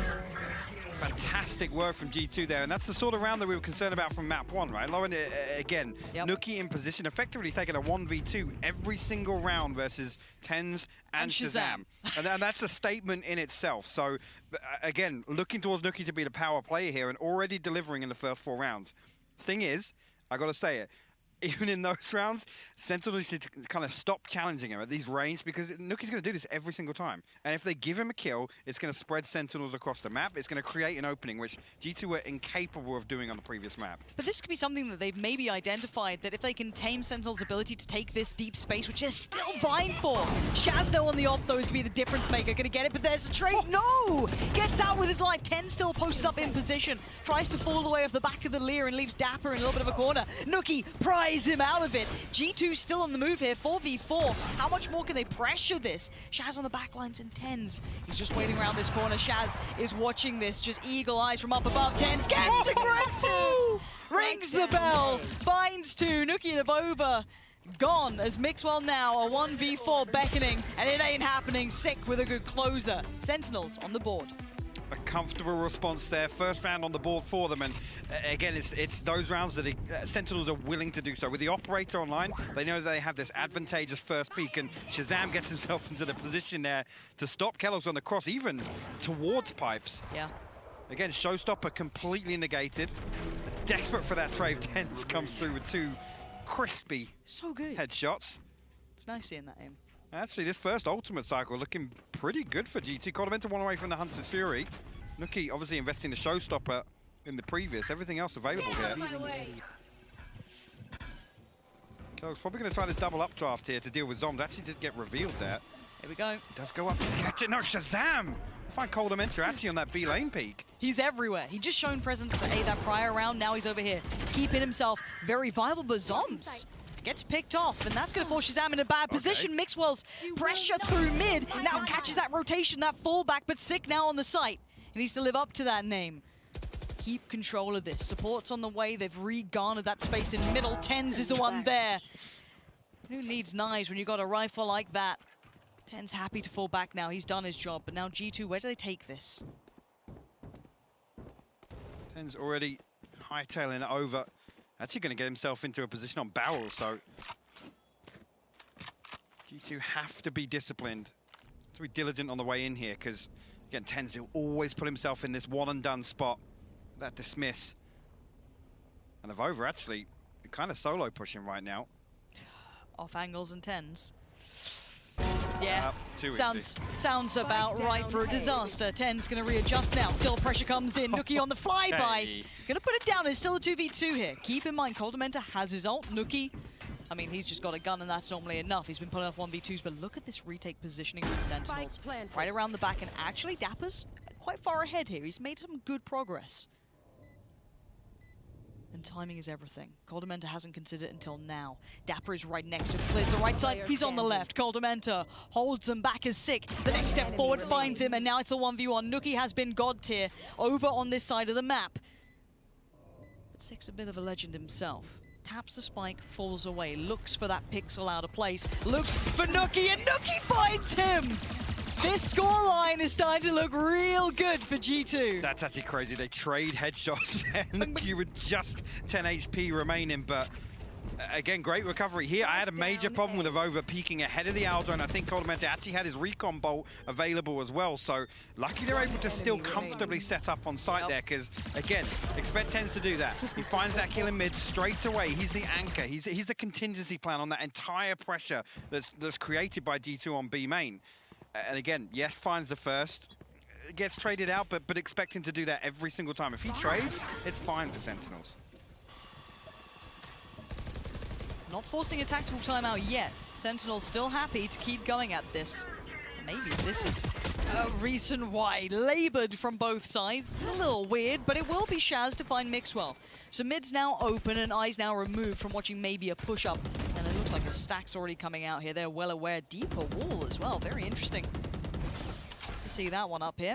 G2 falling slowly away from this. I think the Viper's bit definitely going to make them reconsider. Shazam's actually got the cut-off on this rotation as well. If they try and step across this, it's such a hard angle to clear. He could be getting away with being the guillotine in this. 3 players around this corner. That's one. It's only one. A second's difference in Coldamenta. May have gotten that kill, but he's quick. And now it's a 4v3. Coldamenta, Nuki, and keloqz. The death ball now going roaming. Take flight. Again, res available. I'm not sure actually how feasible it is with Shazam dying on top of Tube. So you can see G2 actually pausing for a moment here. And whether or not the awareness is The Sentinels potentially try and get that back. Oh, I like this. If they catch some rotations here, you're going to have 30 what? seconds left. Sova can just keep drawing their attention over towards A, right? Make a bit of noise, see if maybe they can catch some of these players, but you can see that intuition, maybe making them question this, and there it is, already going to find the bigger. Nookie's now gone down. Do they expect a second kill? It's good spray adjust, but the trades are so effective here for Sentinels. They've kept themselves in the right positions. 10 And seconds what does Coldamenta get to do with this? Spikes deep in enemy territory, 6 seconds left. Have a little go for it, not going to happen. Well done to Sentinels, kept composure there, kept everything in check, and Shazam, lovely play up middle. Yeah, beautiful. And again, you got to credit G2 for being stacked up there, where Shazam can't get away with another, actually. He finds the first. Mixwell in the rattiest spot I think we'll see all day. So ratty. But again, look at Sentinels, the Owl Drone just paving the way for Shazam to walk through there, find all that space in the early round, and ultimately it gives Sentinels a really good read on, I think, where G2 want to end up. Yeah. At least plan A.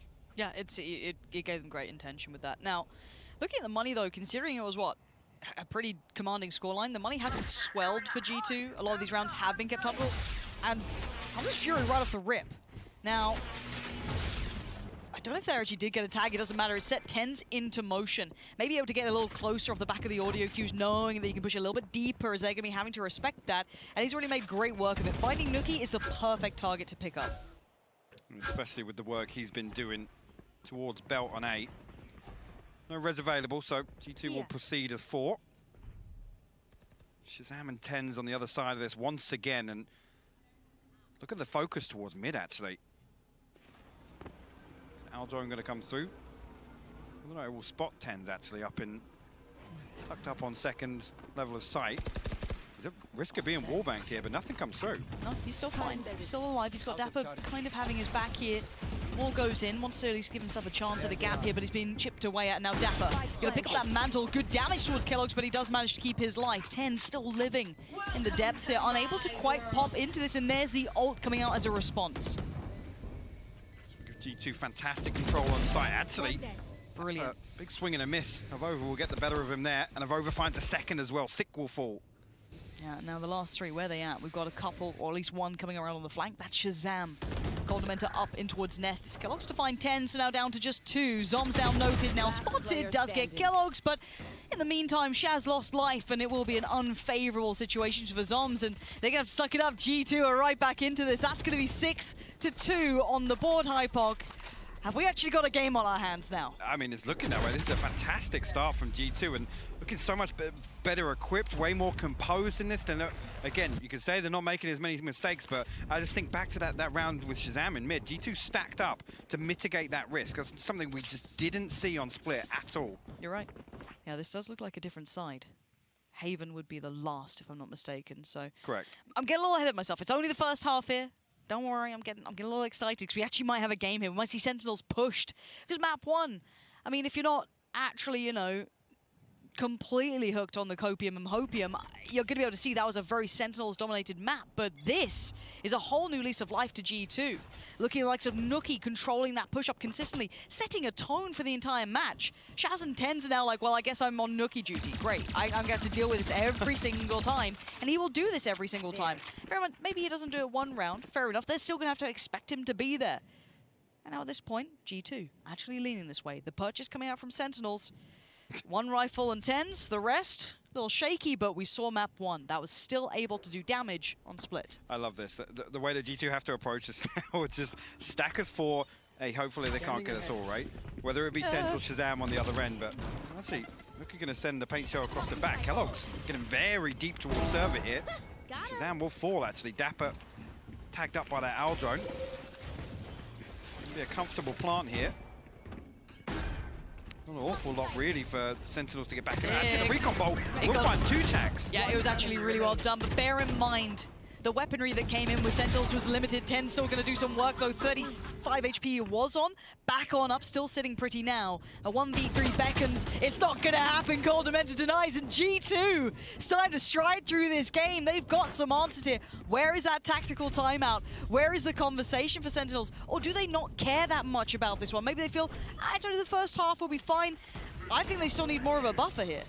I mean, actually, you look at the stats, and there's a slight lean towards Sentinels performing a little better on defense. So, again, if there's any win condition we could take away from previous performances, it's the Sentinels at least keep them in check here in the first half. They've got to get the last 3 if I think, you know, Sentinels need a buffer. 2 is not enough for me. I'll never get... Bare minimum 3, or I'm thinking it's a runaway. Now, let's see what Sentinels can do there. They're back on the buy, and Shaz has the op. Now, we saw the last time around, you know, the ult pushing up middle. That was so decisive. Could do with a bit of that here, because right now, G2 have him by the scruff of the neck. Someone's with a little jump peek. Shaz off to the side. Waiting for maybe that jump peek on the other side to come around. While this happens, we see that little bit of a step towards middle, but not too much. This is the start that G2 wants, just to make sure they keep everything in check. No early giveaways, no easy reads here. They bide their time. I'm wondering if Mixwell's there purely off the back of the success that maybe they had off Shaz or someone pushing up mid. This is an interesting little read from them here. Nuki showing, I'm still here. You have no idea where we're heading. But this is great. Again, just giving that away. Then it's up on the platter. Nuki's happy to face that owl drone to give away that information. Sam actually misses the first sign, finds the second. But look, Nuki's so commanding right now. He's keeping 3 players from Sentinels locked onto a site. Avoda does have the res. You will try and not get this. kill my allies. Back up, yeah, we'll just be behind the wall. Shazam can't punish that. Where's that mid lurk? It's Mixwell who's looking to maybe left. crack this open. If he can catch the 2 players rotating, Oh, that'd no, be look at perfect. this. Let's see what Mixwell can do here, though. He has to catch this one. There it is. Great work from him. And now the other 3 from Sentinels are on an island, but it is 3, and one of them is TenZ. Probably one of the best in the world just on the other side of this. And there he is waiting, Dapper by his side. Guns locked and loaded, 10 seconds. It looks like G2 have run out of time, run out of options, and run out of players. There's the bare minimum. I wanted to see 3 at least here for Sentinels now. That's so interesting to see as well. Like I said, Nuki faces the owl drone. He's happy to let Sentinels know that he's there, but Sentinels do not falter. Again, Mixwell finds that kill, like you said, and it doesn't even impact the rest of the round because there's no rotation factor. There's already 3 bodies stacked up there. So it's interesting, really. I mean, you can argue G2 kind of victims of their own success there, where Sentinels just like, there's a possibility, Nuki's still going to find a kill, and they're going to try and collapse and end up on A. Go again, the aggression. Are they going for it again? Nuki. His checklist has worked against Sentinels. Oh, okay, he's got a good idea someone's close by. Reads it. Oh, Shaz. So dangerous between the 2 of them. You can see the cogs turning there for Nuki. It's like, a Boombo's seen something. It's seen something close. Kellogg's this time looking to punish. He peeks a little deeper, but it's actually Mixwell being caught in mid is the first blood drawn. Six going to catch that, as Kellogg's is now going to at least take that long control. After maybe noting that Shaz is over somewhere else towards A, they can actually build up on this, but still no easy way through. Nuki this time now, starting to work towards middle himself. There. He stuck behind this wall for the time being. G2 not going to wait on that to come down, actually. And Zoms will find the spike carrier. Kellogg's unable to trade initially and will get revealed by the recon bolt, so has to back away. The spike in control of Sentinels right now. That's the big one again, now more time. Last time the frag came in through middle so late. Oh, that's a bit uncomfortable. Maybe could have done more with that, and now he's feeling a little silly, but can he still make it work? Yeah, it looks good! Nuki does find Dapper, but now it's just going to be Nuki! Oh my word, 2 more though, Nuki. Do you still have it in you? Rez comes in, he can't get it done. TenZ keeps Sentinels on a level field in that round. That was about to get so dangerous. It's so unfortunate for Nuki on that page. So the fact that it gets stuck in the door frame, if that just bounces out, I think it forces Sick into a bit more of an open position, potential for him to fall there, and ultimately, Nuki a huge opportunity to just swing out with that showstopper. Those 2 seconds effectively altered the entire outcome of that round. Okay, up again for Shaz. Actually, the G2 purchase here, obviously, final round, but Spectre's got a Mixwell on the only rifle here. Oh dear. Here we go, Nuki. Oh, Nuki! He's just leapt into the arms and he's got the frag onto Shaz. But where's the rest? There they are. Kellogg's picks up the pace just as Nuki left off. And it's a 4v3. Dapper, Sick, and Zoms are baffled, scratching their head. Sick can't quite adjust the spray well enough on the second. And now 2 stand. Dapper and Zoms fired up, trying to get that wall down for a quick bit of vision. But no one falls foul instantly. Zoms finds the first. Kellogg's. Oh, Zoms is nasty right now. The 1v1 Cold Dementor, 8 bullets. Zoms on the other side. Coldamenta, he sees him, he gets him. It's G2 with a solid lead here. That is not a scoreline I thought we would be looking at here in the first half of Icebox after seeing map 1, but what an insane tempo shift on that. And again, it's to capitalize on that weaker purchase, and it's executed perfectly by G2. We've got a game, 8-4. For me, the question though is it enough? We know Sentinels can dig deep. We know they've got a lot in the tank. We rarely see them rattled. That's the first time they've been dictated to in a long time, it felt like to me. I mean, what happens when you poke the beast? What do we see in the second half here from Sentinels? Because, again, we talk about obviously the first half on map 1 and Split in particular. Sentinels were able to run rings around G2. Yep. Yes, G2 were able to get away with some, I'll say, uncharacteristic plays and set pieces, but again, can Nuki do the same thing? Can he have the same impact on their defensive half? That's the question I'm asking. Well, I wonder what questions and answers Sean has for us, because he's standing by to break down something that caught his eye from that first half. Indeed I am, Lauren. I got 2 rounds for you guys, so I'm just going to hop right into it. So this round was the explosive A take that G2 tried to do, and you can see right here, Shazam, TenZ, and Dapper are triple lined up right here. The 2 that are going to aggress, the duelists, Shazam and TenZ. So they're going to go along the ropes, and where they're going to end up, they're going to both be on top of pipes. But the angles that they end up holding is what's really important here. Shaz has the aggressive angle to take the left entrance, and then TenZ's job is to actually guard him in case anyone were to push out onto Belt. It's very important that these 2 specific duelists are in these roles because they have movement abilities. The Jet with the dash and the Reyna with the dismiss can both get away from these aggressive positions on the A site. That is why Sentinels loves running this comp. So let's run it through for a little bit here.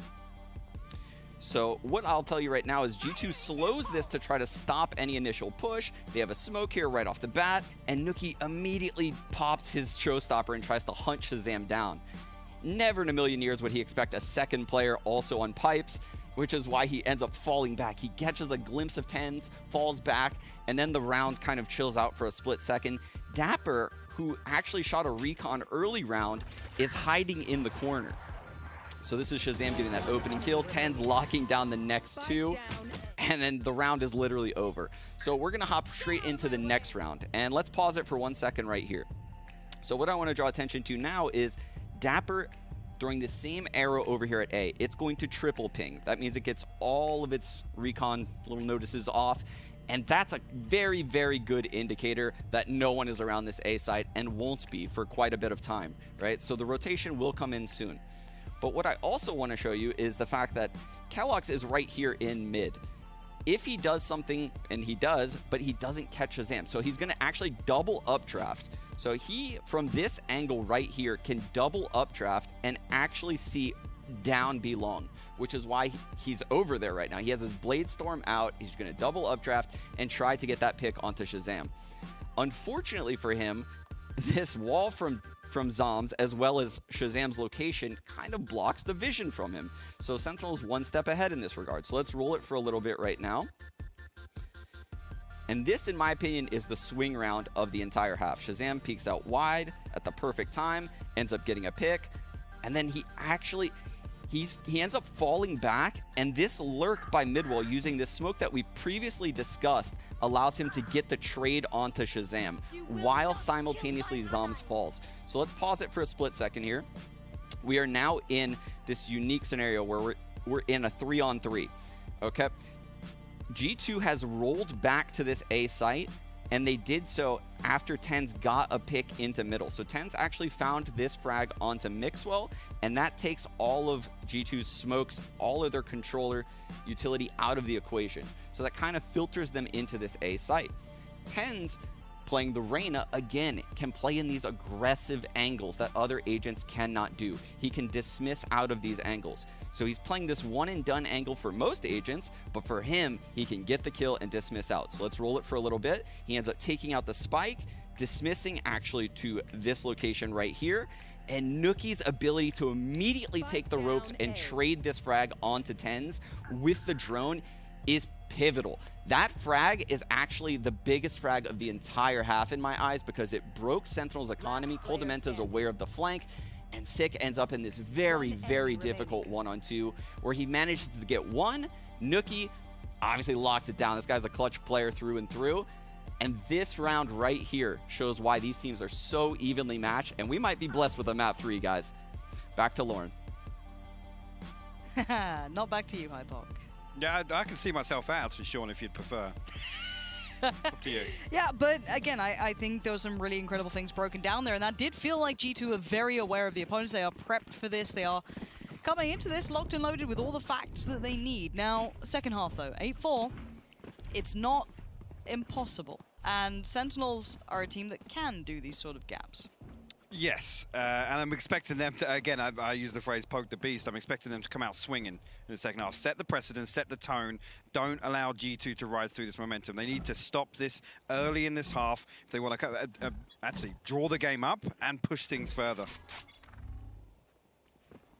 Back underway, 8-4 if you're just tuning in. Map 1, Sentinels picked up in quite convincing fashion. However, map 2 here, G2's choice, sitting at 8-4 in the half. This time around, Sentinels now need to show what they're like in the driving seat here. keloqz real wide on that angle, but he does manage to make it out. That should be, though, Spike, make yourself towards the side. Vova is straight down mid, though. He's going to find this 1v1 with Zoms, and actually Zoms going to win it. That's a big one. keloqz actually going to try and follow up on this. You can see, though, Zoms still wise to it. He finds a second now. All this control, G2 have to force their way onto site. Yeah, and no one's letting that happen. Shaz is still looking for those angles, and it's Mixwell. 1v5, not gonna happen. A knife comes out. Okay. Can North America stop stepping Europe? It hurts. Who else but Dapper? If we could have placed bets on anybody to get a knife kill on the stage here at Berlin, it's Dapper. Well, talk about stopping the momentum. A knife kill in the pistol round will do that, Lauren. That'll do it. Yeah, that's the badger. Oh. Zoms, again, great awareness to find that first. Just keep forcing the issue. Cheeks. Just too caked up. Couldn't help it. 8-5. Oh, dearie me. We go again. Sentinels, welcome to the build back plan. Bulldogs out and a couple of Spectres. Bulldog out, should I say, and a couple of Spectres as 10s. Taking the space over by B.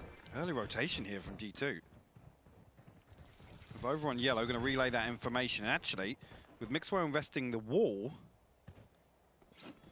Sick will hit the rotate with the spike here. I think Dapper just going to send across a recon potentially. No, considering it. This is such an interesting read from Sentinel. Again, Shazam seeing nothing else on A. They've read this so well. Incredible read, intuition. Working out very nicely. Mixwell is still close enough to call them over, but they'll be so far ahead now. The site should be theirs. Looking for a clean round here. Sentinels. And G2, of course, looking to do whatever damage they can. They can take a couple of weapons away, do a bit of work. That'd be brilliant, but you can see them kind of fired up here. 10s and Shaz in the shutdown. It's just Mixwell. It's a flawless round as well to boot. It's a Prime Gaming flawless round. And Sentinels have almost closed that gap. So that first buy round is going to be a big one here. It is indeed. Again, great opportunity for Sentinels to push forward on a bonus. Effectively tie things up. I mean, they win this next one, they come within one round, they get the weapon upgrades.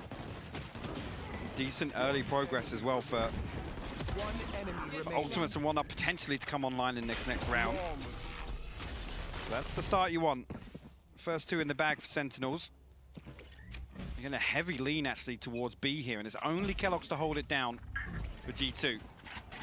Yeah, big job here. Not an easy one. Utility already coming through. Now he can actually rain death from... Oh no. Oh no. The timing.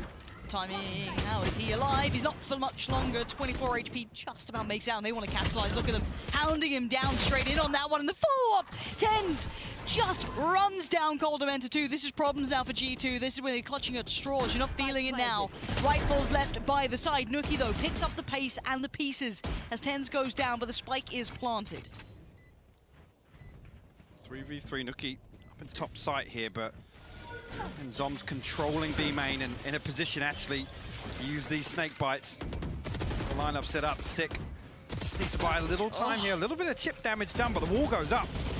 They're able to negate that straight away. Zoms finds one with a snake bite, Shazam finds the last.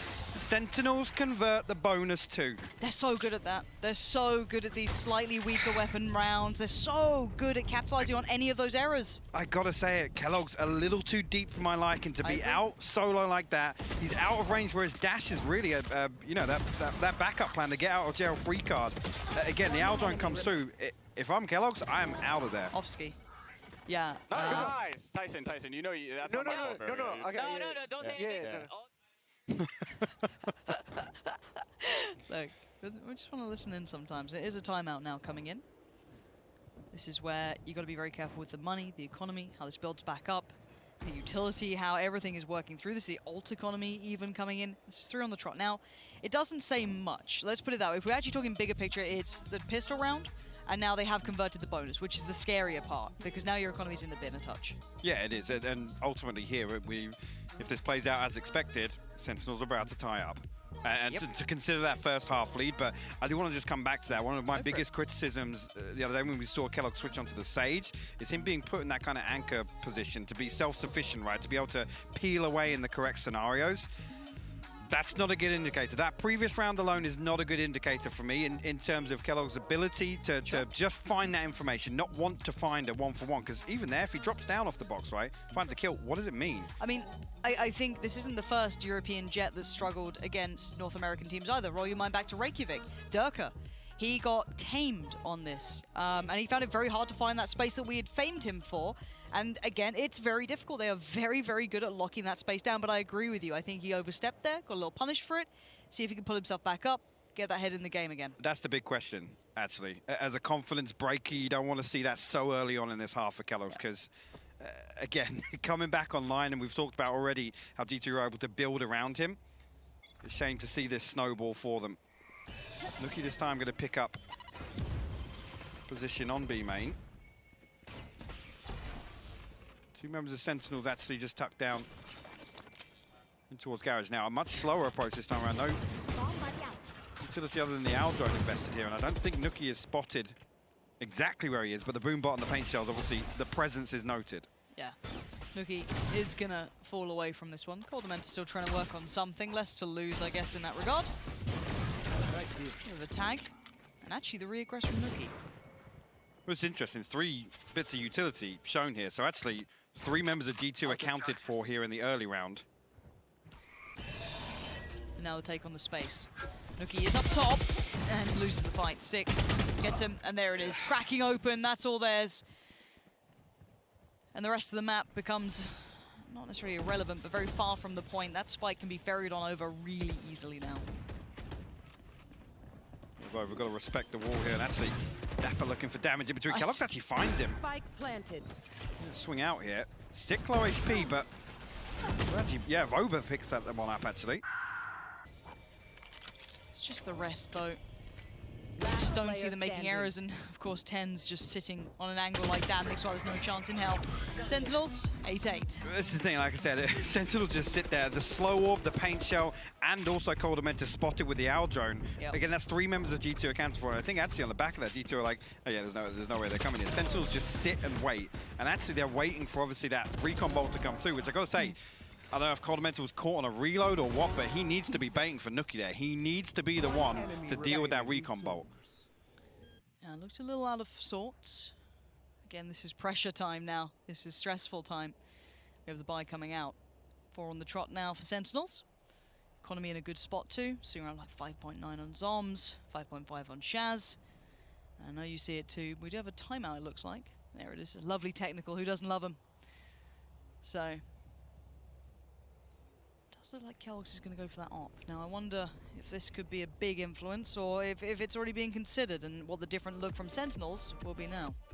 Yeah, we don't see initially where he's opting to position, but again, he has to be able to pick up the slack elsewhere. If G2 want to really secure one side or the other, or fight for that mid control, Kellogg's is the one that needs to hold it down now with the operator, and in a safe position. Yeah.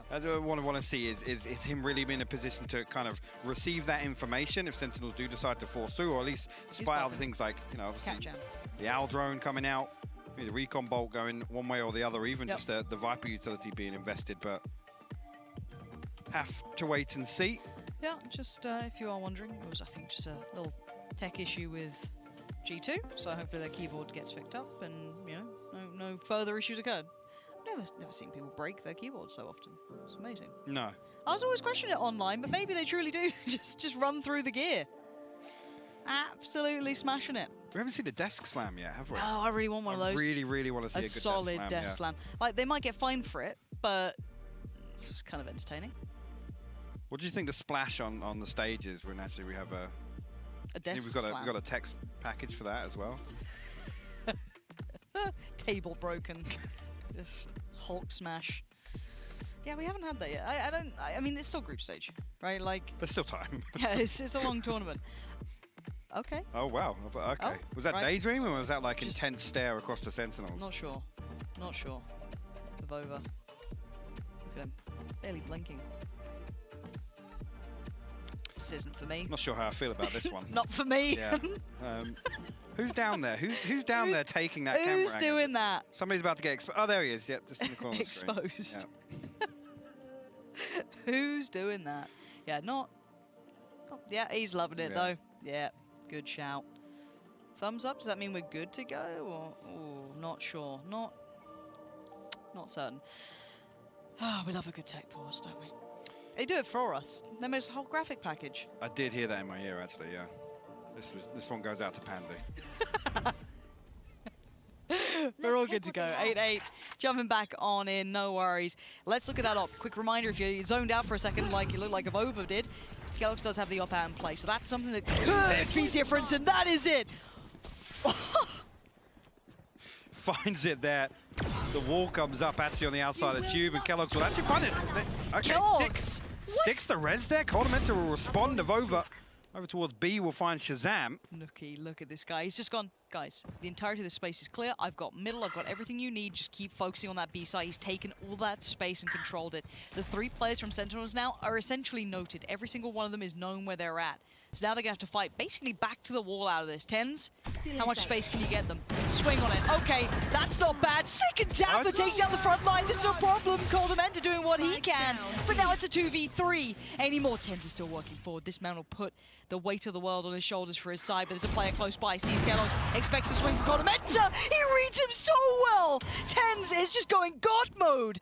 And now the 2v2. He's working out every single... Has he just read his position? But the timing is just off. Nookie does him by a second, and there it is. Safety found. And a sigh of relief as Tens was about to tear him apart. G2 put their first round on the board, but Tens, man, you can never count them out. And he reads that perfectly. He almost had Nookie too. The operator shot comes through from Kelox, and he knows that the counter peak's coming through from Coldamenta. This opener, beautiful stuff here. I think Zomzatsi has an idea that something's coming. Oh, what a fascinating round, but they nearly got it done. I think just a little misread from Tens. I think he was potentially coming from a completely different angle there. So Nookie gets the second seemingly for free. Shazam with that operator online now, Lauren. Okay, next step, back and forth we go. Kelox had his out. Right back in it, Shaz. They're brute forcing. Yeah, it looks like Mixwell, though, he was not really ready for that. It was a bit of a, I guess, a lazy-ish clear on it. It outdone and then some in response. You can see all the ults coming down, and they actually both connect in the end. Coldamenta did find Sick, even at the very last go of it, which actually gives the player advantage back over to G2. Oh no! Oh, Coldamenta and Nookie swing on the back of that Owl drone. It's left to Zoms and Shazam here. Zoms with a Viper's Pit of his own, but right here it's going to be difficult. I mean, needs another kill in order to get that online, but the spike tucked just behind Server here. Kelox will find one there. Zoms will trade one out, but 4 HP, just a matter of time. Avova comes through. G2 put themselves 2 ahead here in the second half. They bounced back. They found that little bit of rhythm here, 10-8, as you said. This was the first couple they've strung together off the back of an actual timeout where they were discussing what was happening.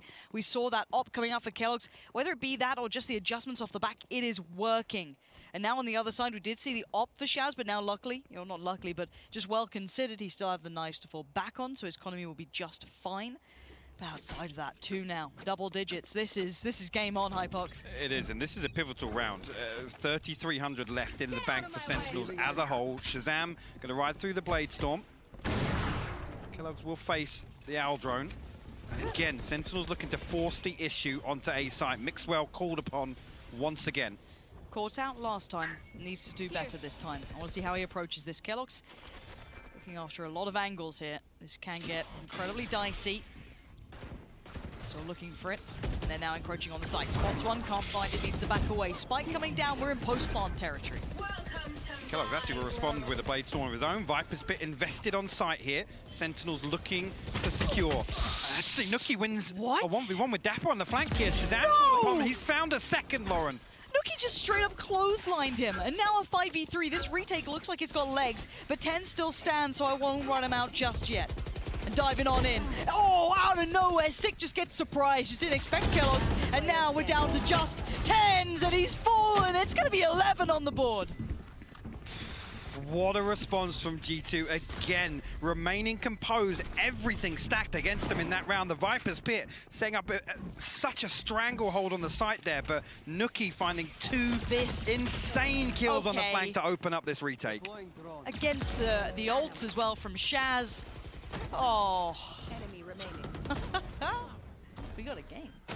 We actually have a game. We're getting closer and closer to a death slam there as well. Yeah, it was getting there.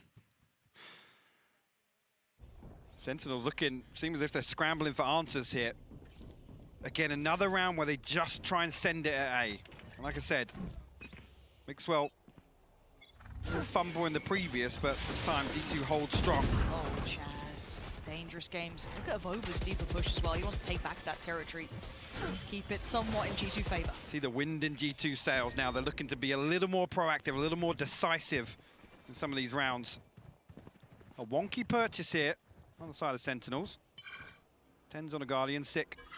And that Spectre. Kellogg's there, will open things up with the operator though. Shazam falls. Kellogg's tries to dip back in again for a second. These peaks from Kellogg's, man, are dangerous. The Navy feeling himself. You can see as to why. Just gonna keep trying to be stylish on the 20 HP, and he's still going. That's 3. And more. Beckham, but Coldamenta's got his cross. He's got his buddy in arms, and Kellogg's finally falls, but the rest of G2 are right here as Dapper left amongst the bodies of his teammates. So few options. Mixwell watching the back. Coldamenta, the first man forward. It's gonna be 12 now, 1 away from map 3. This is insane for G2 to respond like this. After dropping the first 4 rounds of this half, they've responded with 4 of their own. And Sentinels now tapped out. Kellogg's finally honed in, finding these shots when it absolutely matters for G2. And this is the sort of thing, the confidence building for this young man. We said at the very start of this, G2 have to awaken the beast that's been laying dormant since the very early days of Valorant. That name came with a lot of weight to it. It dipped away for a while. This could be the resurgence, so that's the start. Kellogg's already getting off to a cracking beginning. Nookie to follow. This is looking like they're about to put a bow on it for at least this map and get ready for that third. Can imagine a better way to see these two giants clash, but there's still Dapper, Sick, and 10s. But A is just looking closed for business. Absolutely. Mixwell again in the position. 10s will actually find a response. Over though, they're in position. Look at that. Kellogg's with another 3-piece to close things out. G2, 13-8 on map 2 here, Lauren. We're going all the way, all 3 maps. G2 living up to all the talk, all the hype they have turned up after what was a disastrous map 1. They are right back in this. You can see it. Every single one of them is fired up. And Sentinels, you don't often see them without an answer. No, it's seemingly actually there straight away from that pause. G2 came back in with a completely different tempo, and it worked for them. It's so good when you see them, again, effectively get slapped down in the first few rounds. It's fair to say that, again, with the bonus conversion coming through, I mean, where G2 pulled that out from, it's actually insane to me. We haven't seen them look like this. They've been in the lab. We saw them at the very start of, trying to make this run, coming into this season, looking like, oh, okay, maybe one of the actually weaker teams in the EU or the EMEA coming through, but the prospects, the ones to watch. There we we go. See, it's all banter. It's all fun and games. But again, their story arc, we didn't know what their peak would look like because we hadn't seen it yet. It was still building, these newer players still finding their form. And if this is just a glimpse of what's to come, it ain't a bad start. This is a massive achievement as well. Sentinels, again, I think the only time they've actually dropped Icebox in recent time was the Sonics, which was a very uncharacteristic performance on both sides in terms of that matchup. So for G2 to come out and do this here, where we've seen them really fall short against teams that, you know, stylistically match up towards Sentinel. I think back to that Ascend series, where they got absolutely swept on Icebox. So this is a huge statement to make. We're coming out, we're forcing map 3. We've actually got a series on our hands here, Lauren. Haven is up next. I am so happy that we saw this. Like, I think all of us were kind of expecting a bit more of a one-sided affair, and it's been anything but. This is the perfect start to the NA-EU rivalry, already building here, but it's still group stage, and we still have another map to go. We're going to go to a short break, and when we're back, map 3 will be up next.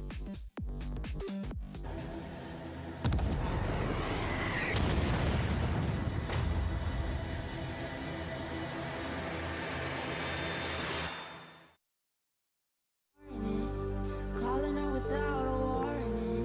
Can tell if it's make believe or I'm in a dream. Have I lost my mind? 'Cause I'm holding on to the feeling, even as the flames start to rise, tripping over smoke with my head high. Heaven only knows I've been through hell and back tonight. Dancing through the tears in my eyes, I just have to fall in distant skies. Take a deep breath again, and then I'll realize I'm holding on.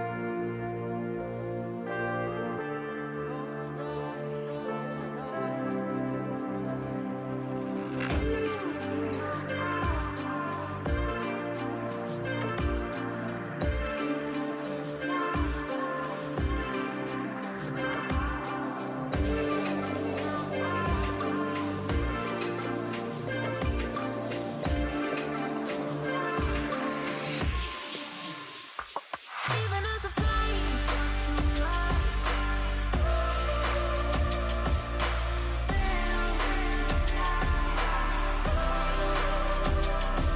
as the flames start to rise,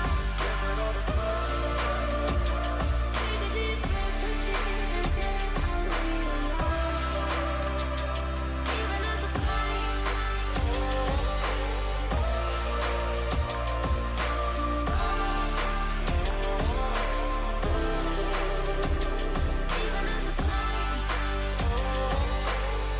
a deep breath again, and then I'll realize I'm holding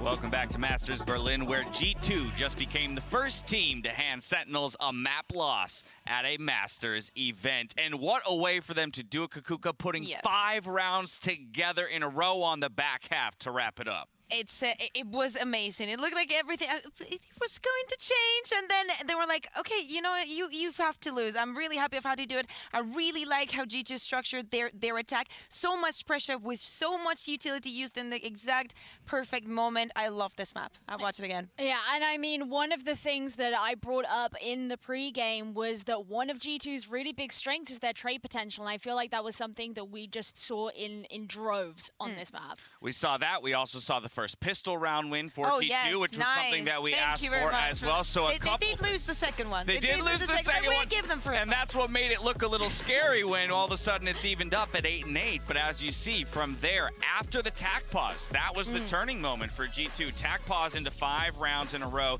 Nukier continuing to perform incredibly well, but for me, behind him, Kellogg's stepping up. Yeah, and it's like Nuki was the godfather for Kellogg's. He was underperforming a little bit on Split, and he was like, you know, just hold my hand, especially on the defense. It was like, hold my hand and just come with me. We're going to smash some faces. Yeah, I mean, even just in those last few rounds, especially, what round was it? It was round number 20, where Kellogg's was present on yellow, facing down green. You got 4 players of Sentinels coming at you, and you know that all these players coming, you're basically on your own, and he still stood there, got every single one of those kills. Connell Dementa jumping in at the end, gets a couple. This is the one you wanted right here. Oh, God, it's just brutal. Yeah, brace yourselves. Incoming 3K. I mean, you can tell Sentinels can't figure out, you know, at this point, He's 20 HP, and right? he's like, let He me go had for to have one backed more. up. I He had to have have one backed more up. bullet on the Not the magazine. case. I need to use it. Not the case. That is a confidence booster right there. That's what you want to see out of a young player stepping onto a LAN stage. Excited by all means to see that we are going to a third map and that G2 was able to push us there. Oh, yeah, I mean, we said Haven. Haven is fun to watch for Sentinels, but I am just, after that G2, I think I'm excited to see, because, you know, G2, I think, they've been very emotional in the first map. They seemed very downtrodden on the rounds that they didn't do so well in. That map, they were just riding with it, and I'm assuming that Haven's going to be the same. This is the G2 that you and everybody have to be scared of. The G2 that is comfortable, completely different. Mixwell, there's no point in comparison from Mixwell on Sage than on Viper. An incredibly exciting matchup. Just received word that we got Sean standing by with a little bit of a breakdown to figure out how G2 ultimately overcame Sentinels for the first time at an international LAN. Yeah, guys, it's absolutely insane because G2 looked phenomenal right there. The duelists on G2 were the only players on their team to get entry frags. And that's pretty standard when you look at teams that play Sentinels, right? So I'm going to show you why it is so difficult to get any entries against a team like Sentinels.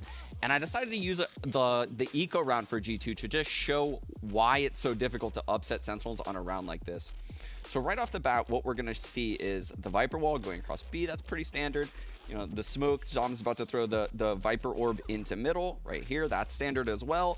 But I want to draw some attention to how they're getting map control with both Dapper and Shazam as well. So what you're going to see is Dapper is going to throw a recon on that wall. That's going to allow Shazam to know that no one's pushed up. He's going to take control of this A lobby, and the round is very slow. So let's start running it right now. So it's a very, very slow round. And I'll explain to you why it's slow.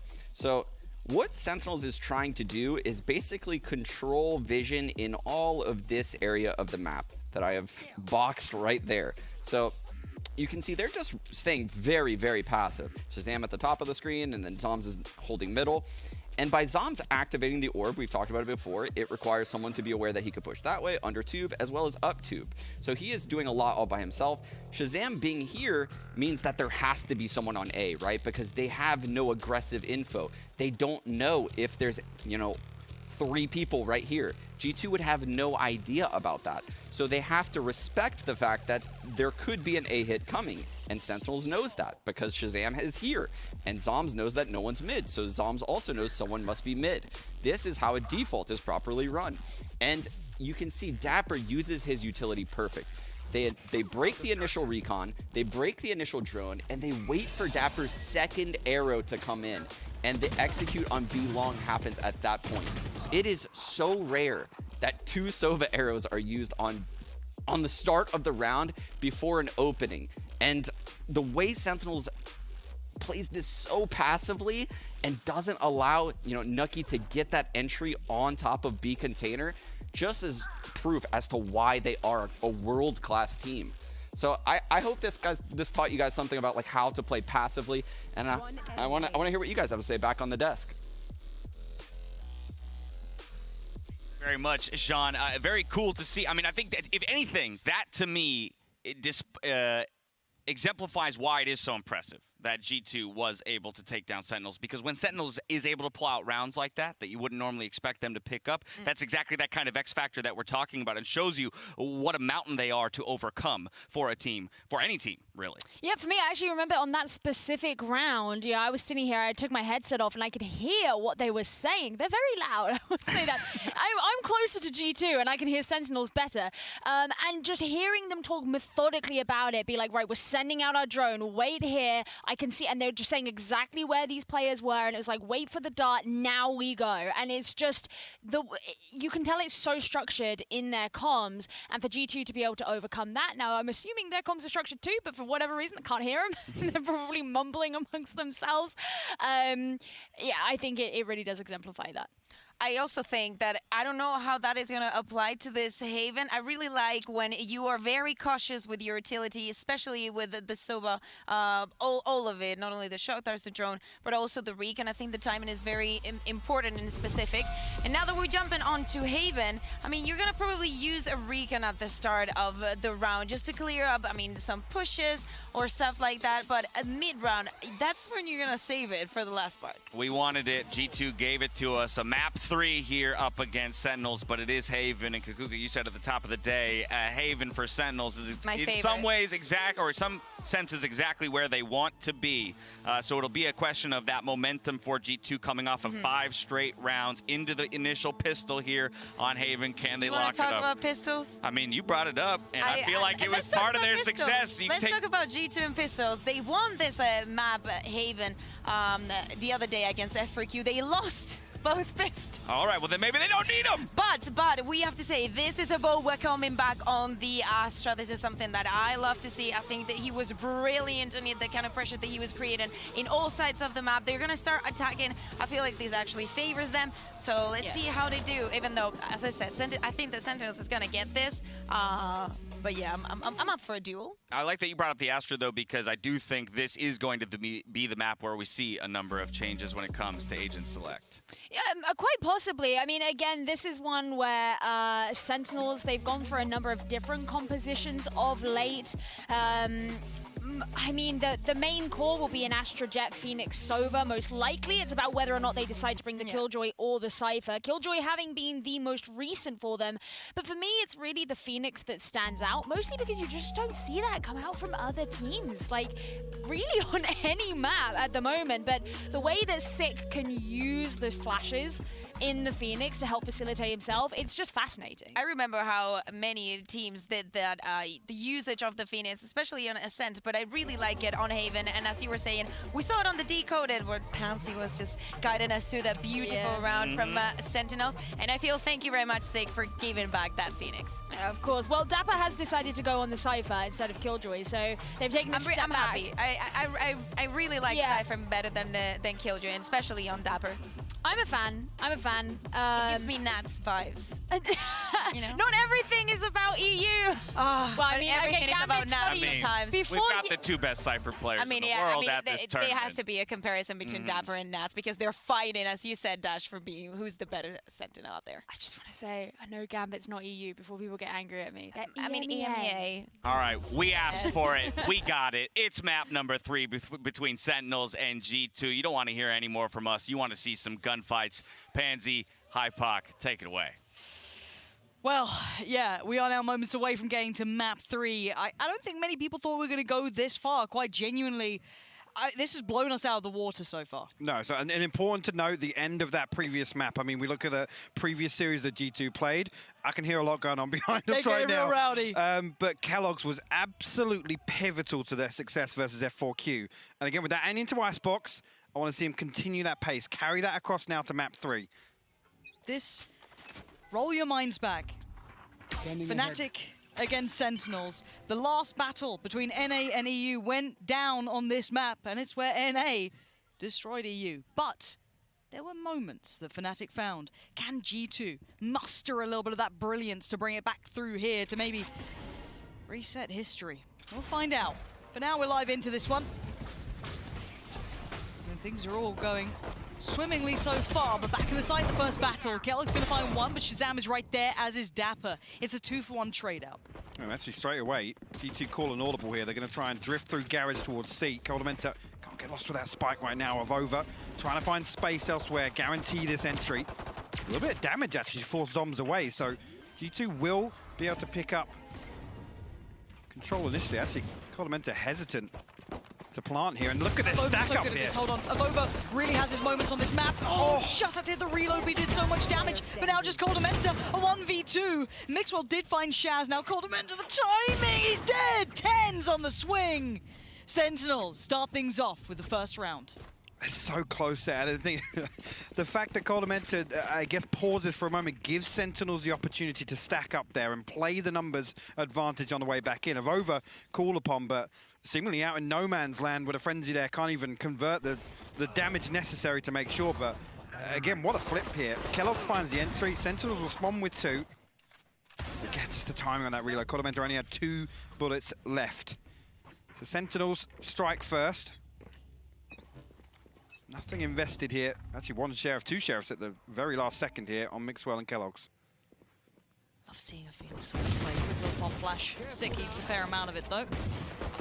Gonna peel himself away as much as he can. And there's Tens. Tens in this weapon, man, it really seems to suit well together. Falls instantaneously away. Deeper angle now. Let's see if anyone's gonna try and slip through. He's gonna hear these steps. 2 coming his way, 2 through short, another found. Tens is farming, that's 3. How many more are you gonna get? Tens up and over? Go on, buddy, yeah, why not? Tens, just flexing now. The budget operator doing work for Tens there in round 2. Again, good progress as well towards that Blade Storm early on. G2 now, called upon in their buy round. Don't want Sentinels to build up any buffer in these first rounds. 3. Looks so easy. Now we'll have to see how G2 approach this. Again, I'm looking for fast hits. I'm looking for them to find these opening duels. Again, with Coldamenta on the sky now, Kellogg's has a little bit of support around. Well, look, I've loved Mixwell on that sky before, but you know, Coldamenta just as good with Kellogg's. That combination, that 1-2 that we get to see. And Tenzo still looking to be integral this round, leaning a little bit more proactively down middle. Taking that little bit of a risk, but not much. Still able to obviously move away. Probably mobile. Kellogg's likes being seen. Happy with it. To give him maybe a notion of intent. And there are now 4 players leaning this way for Sentinels. Indeed, happy to give up C, at least with Zombs over in Garage now. No utility there to really give away any indication of G2 pushing forward, but Avova now starting to explore Garage. And again, G2 desperately scrambling to find some information, but Sentinel's giving away nothing. Nope. I think Dapper, is tucked in here, but Shazam's the only utility noted here. I think on the side of G2, Shazam's the only thing that they've noted. Tens is still waiting. He's not moving. He does have Dapper in as well. Dapper, exactly, just down in that pocket down below. Turns the flash a little early, but Dapper's still just fine. Gets one on Nookie, can't follow up. Good trade for Coldamenta there, but the problem is Shazam's right here towards Kellogg's. This is now a problem. It's not feeling so good. Avova outdone by Shazam. This is the bonus, so you're meant to be working towards Mixwell. Can't do it either, and it's looking disastrous now. G2 will be unhappy with that as Sentinels will be grinning ear to ear. The post around 3 survive. And again, Sentinels now with a huge opportunity to pile on the pressure. G2, again, whether or not anything is thrown back into this one, but again, just to set up there, Dapper baited him perfectly by Tens. Again, they're in position so quickly to stop any of this pressure that G2 are trying to mount.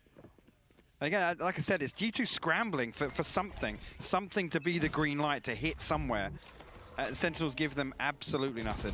No, you don't get given much in this, and it's very hard to dictate the pace towards Sentinels as well. There's a reason they're exceedingly good at this map, and of course this entire game.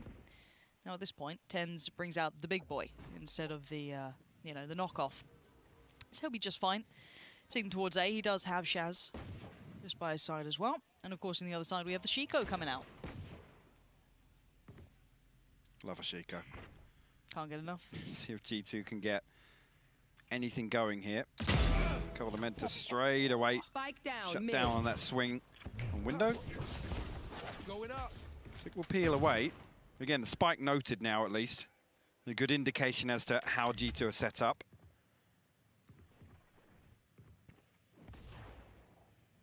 Again, Sentinels just holding strong here. Avova actually spotted out on the way through. Dapper and Zombs called upon now, but again, Sick finds Avova.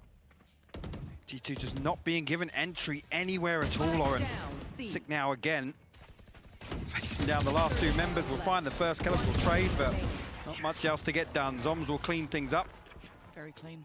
Well handled by Sentinels. Again, just not allowing G2 to punish the economy, or even damage the economy, I should say. Sentinels now with a huge financial buffer. Especially with that operator online, the Blade Storm as well, I think potentially online for TenZ as well.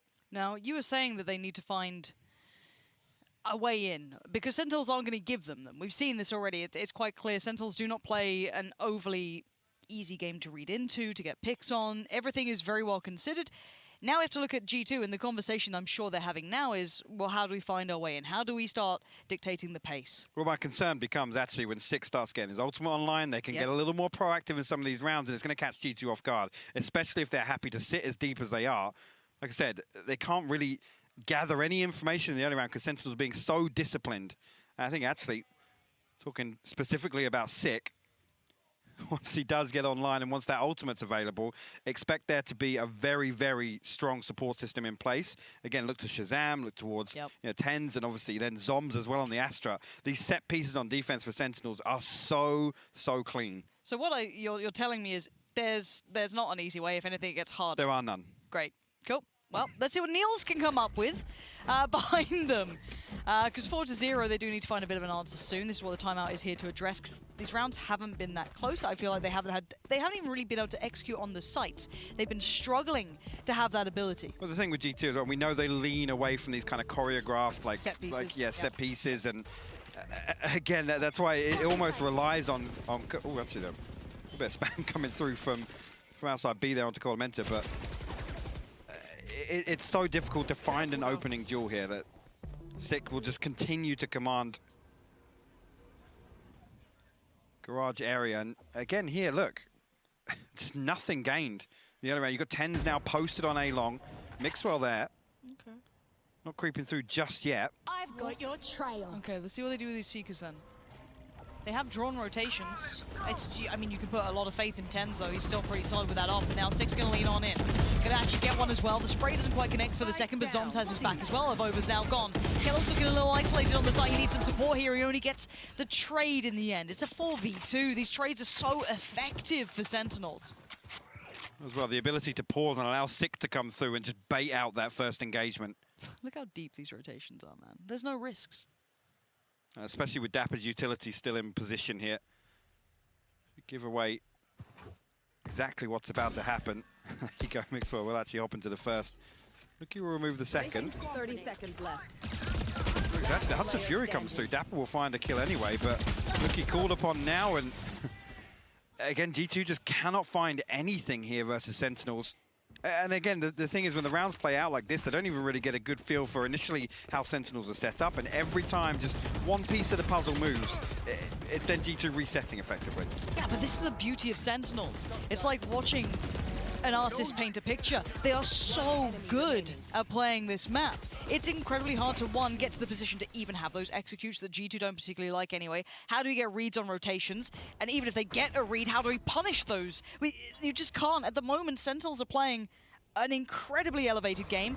Throw into that, G2's money is now in the bin. It's starting to mount up a little here, but let's see if Kellogg's can maybe offset that. They've been struggling to deal with the TenZ Shazam combo over towards the side of the map, and Maybe some more of that to come, but maybe overwhelmed. Who knows? Maybe not. My word. Tens brings it down on him, just the guillotine slicing through. Shaz by his side, and now a new position adopted.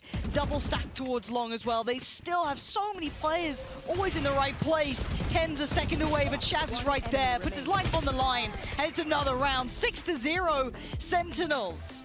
Answering back real loud. It's actually great. I think that's the third or fourth round now where G2 have only been able to find one. Yep. Which is just crazy. I mean, Sick now actually up to 8-2. Dapper now, the ultimate available 10 still with that operator. Blade Storm online towards G2. Lockdown, Nuki one off the res, but again, these are very reactive ults here that I don't think G2 really are in a position to lean on with the way these rounds have gone. They're not being given enough to find an opening and then try and secure the round or secure control of any of these sites. I love that. Tens just swinging out anti-flash, gets himself into a great position now. But on the other side, there's still Mixwell. But I've seen this man turn a sniper into a shotgun, so don't be surprised if you see it again! Oh my God. Tens does it to him. Mixwell left ringing off of that. What are you meant to do? There's now 4 of them. The first brave step they put forward, they get met by that. And look at this as well. Sick down C long, so they know that Sentinels can drift away from C. 2 players position now to greet this push of G2. Doms and Dapper. Again, there's just no way in. Sentinels perfectly positioned to stop anything here. And the problem being, they're going to come through Garage. All of C-Long control is in favor of Sentinels. Okay, Dapper, how much have you got here, though? You've got a lot of pressure coming your way. Outdone eventually, but here's the next layer. Sick, holding long. That's a dirty angle to try and clear. It's so nasty. And now his Dom's on the swing through on CT. He does get traded out on, but the numbers are still so favorable to Sentinels. A 3v2. Nuki and Avova. Now looking for that next step. Avova can be good here, but that player on logs is just in the most unreadable position. There it is. Shaz just breaks the back of any hope that G2 are trying to build here. And Nuki, he's done for. Sentinels are putting on a show, and it's a damn good one at that. And that's a perfect example. That round there of the contingencies in place. Sick gets into a position where actually, even if he just trades 1-for-1 and G2 decide to swing on to long and try and get towards C site, he's in here actually a laboured spray on the first, got to argue, could have been good for a second, but it's the fact that as soon as Sick's in that position, Sentinels are there to greet either B or Garage. It's absolutely flawless. Looks like the tank might have run out of gas for G2. 7-0, clean rounds, no opportunities to get in. We argue about the depth. These were the team that came through in pretty much the last locked-in place here. Depth was always going to be the question. How far can they take this? For now, they take themselves towards B. Dapper on the other side, sitting towards the connector on the A side, but it's Sick. Takes himself forward. The spree's a little bit fruity, a little wild, but it's just fine in the end. And again, there is still no hope. There is still no way in. There's no way out. It's just Avova left on his lonesome. A 1v4, a miracle round at this point. Whether or not Sentinels will even give him one. Nope, Sick slapped Avova down. His 4th on the round. Sentinels 8th on the board. This is where you start getting worried here. Again, lockdown still available, not called upon in, I feel like 4 or 5 rounds now that that's been available. But again, even here, on this round in particular is the one where G2 decide to go a little more aggressive. And this now, it's got to lean. The tendency now is to play even more passive on the buy round because effectively tapped out here, 1,300 credits left in the bank. Nuki with a revive, Coldamented 2 away from Seekers. Blade Storm, Cosmic Divide, Shazam now with a Hunter's Fury. Sick with another run it back, Lauren. Here. This is looking pretty terrible for G2. It is. Another shot at it, another bite to the cherry. Kellogg's. Actually, his shows Nuki's towards Dapper that time. Here comes everyone else though. Sick straight on it. Life on the line. The spray good. They get on the first and they're just working away at G2 as they try and step towards the site. Arez comes out slowly but surely. Those Zombs now flashed up. Has a problem with this one. It's Mixwell to capitalize as well towards CT. Finally, G2 making some work out of it. 1 on the board. I said actually maybe the tendency is to play a little more passively. This one, they really forced the issue onto C site. Kellogg's leading the charge for G2. Actually, Nuki perfectly timed on that swing. But again, you've got to credit Sentinels there. It's the ability to back up the Hunter's Fury in combination with the run it back to try and get back onto site, sorry, ahead of that spike even going down. Sentinels willing to fight to the death as G2 come in for that execute. Do it again, though. You got to do it for the last couple of rounds, right? Like, this is the thing. This can't just stop now. You have to keep delivering in this fight again. Mixwell against TenZ! No way, man! Get out of here, TenZ! How are you doing it to him? Mixwell's such a veteran, man. He knows this. He knows in his head he's thinking through the steps. And there he is regardless. TenZ just, he's the boogeyman in this game. You just don't want to go near him. That's crazy. I mean, it's a testament to just how good TenZ is, but made Mixwell look slow there, honestly. Which is not, it's not something we often say. Mixwell is so good at this normally. Wow. Just caught a pixel out of place, but no damage done to Shazam, actually. Seeker's invested now. Coldamenta try and force his way through onto A. Maybe try and catch something here. Nuki will spot out at least one member on B site, but the spike headed towards C. Dapper will be called upon. Dapper's still here. Not moving. Not giving it away, and now he knows something's up. Two players working forward, one still towards Garage, maybe looking to exploit that rotation would be Nuki. But Zombs is there now to back up Dapper, and Shaz did find Nuki, so that lurk's now removed. Kellogg's and the boys on C feeling a little silly here, not able to make the connection they wanted. Kellogg's is doing the best he can, but I don't think it's going to be enough. No, it's not. And Coldamenta, a little late to the party, but going to take down two. Maybe a little overzealous on the peaks, and some curious positioning from TenZ. Still on the backside and middle, just not going to expect it, are you? And tucked in the corner, it's going to be sick, and it's going to be another for Sentinels. This one's looking all but over. Again, just watch that back. It takes them so long to get up towards it. Then they're posted behind the trap wire. And again, Dapper buys effectively like 8 seconds with those two. Okay, yeah. That's even worse from the other angle. But with those two cages there, buys so much time for the rotation to come through that Sentinels can effectively fight a 3v3 on site before the spike is even close to getting planted. And a reminder to every other team who maybe thought there was hope, who looked at this going, they've dropped a map. First one they've ever dropped. Maybe they're human. Maybe this is the time to strike. Maybe not. It's 9-1. Up and over. Kellogg's just swats him out the air. TenZ is so just nasty with everything he does. He's still aggressing.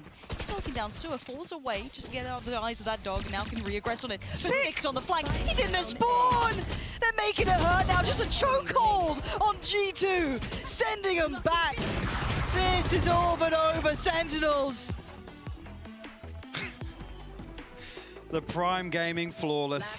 What a setup, and 6 so quickly in position to absolutely punish G2 before they can even get the ball rolling. Out of my way. Staring down the back. This is so good. TenZ doesn't even wait for the audio cue there. He's already posted. There's not even like a reactionary shot. It's like, Bladestorm was available. Somebody sit C-long with me. I'm holding the angle above. It's crazy to watch this guy play. Truly. 10-1. Oh my god. And the play from Sick. And look at the spam. Shaz. Oh, Sick still going. There's no rest. There's no room for air. This shouldn't be allowed on Twitch. No, this is absolutely relentless. Finally, the lockdown going to be invested here. And Avova actually will find Shazam. I don't think Sentinel's too bothered about the outcome of this round in particular. Zombs creep towards the G2 spawn. Actually coming back in here, Dapper going to find Nuki. Over on the other side of this wall, we'll find another kill. Kellogg's actually flanking on the backside, but Zomb's still alive and kicking. Finds the spike, finds a second. Kellogg's will fall. Mixwell, 17 HP in a 1v2.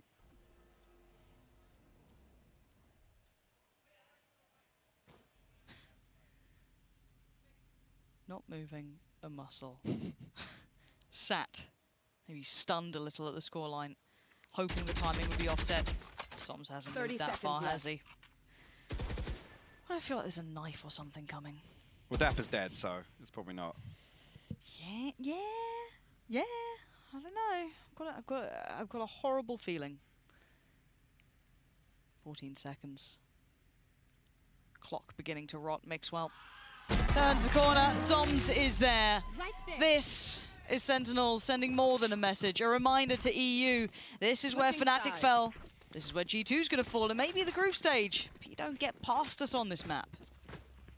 This is absolutely brutal. I mean, at this point, you got to ask the questions again around G2. They're able to close out comfortably on the second map, but it's night and day here. This is Sentinel's stomping ground, and it really, really shows the gap between these two teams. No, it is a real difference here, and someone who I'm sure will be elated after being obviously very quiet on that previous map. But, oh, God, if only. We've been trying to make him quiet for years. However, someone who will be happy will be Sean. So hopefully he's standing by, ready to break down a couple of looks of maybe what surprised him, what made him happy. Who knows? It's going to be essentially a Sentinels frag movie, so enjoy this. Game's not over till it's over, Lauren, but this round is really sick. So this is a really cool round from both teams that I want to go over today. So let me first draw attention to all the G2 players over here outside long. Oh, wrong tool.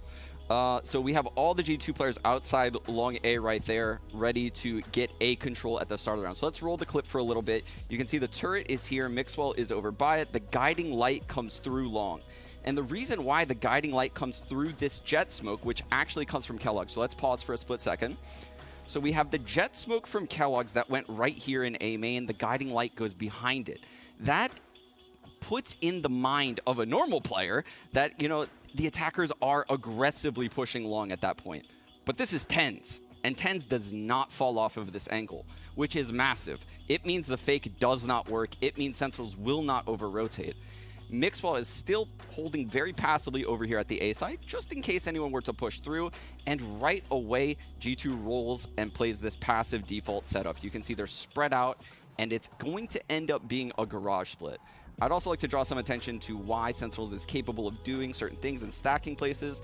You can see the double trips front B, as well as an Astra Star. So the Astra Star will turn into a gravity well. There's a cage there as well. So B is just a death trap. You do not want to go there on this particular round. And then C, it's a very hard site to hold, especially against Pops when you're someone like Astra. So how does Sentinels deal with this? Well, this first Astra Star would activate as a smoke. The second one would turn into a gravity well if there was a C-pop. And then Zoms even puts a third star right next to him, just in case there's a hit and he can hide in his own smoke, dodge recons, dodge a drone. You know, he's capable of moving around. Guiding lights won't blind him. Trailblazers can't get him. So he has all this planned out utility. In addition to that, we have Dapper's cam on the wall for more info. Sick is playing Garage on the rotate. So let's keep going a little bit now. And what you're going to see is the Sky is going to use the Seekers to clear out Garage. And that is what's going to activate the start of this round. So Sky is gathering by Garage. She has the spike. And you can see Mixwell still by this A lobby. The Sage is grouping up. And there it is. The Seekers come in. And the Garage split is on. And let's pause it real quick. So what you're going to see now is the Sage has walled window. That means that they can fully focus on this split. They don't need to worry about anything behind them.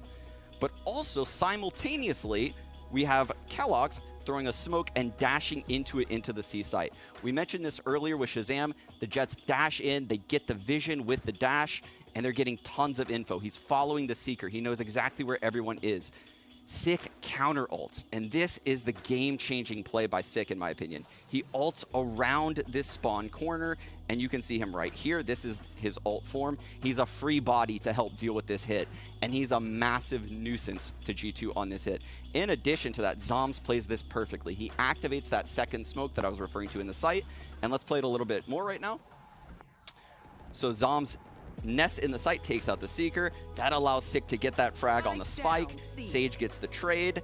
And Kellogg's is scrambling, trying to get Zoms back site. And he does. But look, Sick has rotated in from back site now. And he is on plat taking Zoms' place. And he has this insane crossfire setup. So now Sentinels is immediately in this 4-on-2. And they're so aware of G2's intentions. Look, they're just rotating all over the place, leaving the C site. They know the C site is locked down. They have a camera there on Dapper, and that's when Dapper's trip hits. And it signals Shazam to blind ult into the B site, and the round is over. I think both of these teams played this round phenomenally well. And it just goes to show the level of play between these two teams is absolute top-notch S tier. And I cannot wait to see more of this.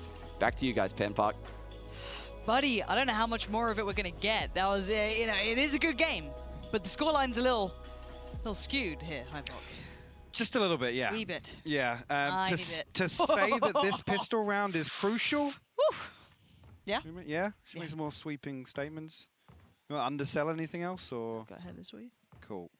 Well, they need the. They need this. I think they need round 2 to 5. 2 to 5 conversions as well, and then a couple more. Right. Because once Sentinels get to their buy round. But imagine if they did it. Can you imagine? Don't be biased to Sentinels now. Revealing area. Gosh. G2 can do it too. We'll find out. It's 11-1. This is the group stage. Keep in mind, the first time, really, we're seeing this NA-EU battle go down, and it has been taken to a third, which definitely caught some of us off guard.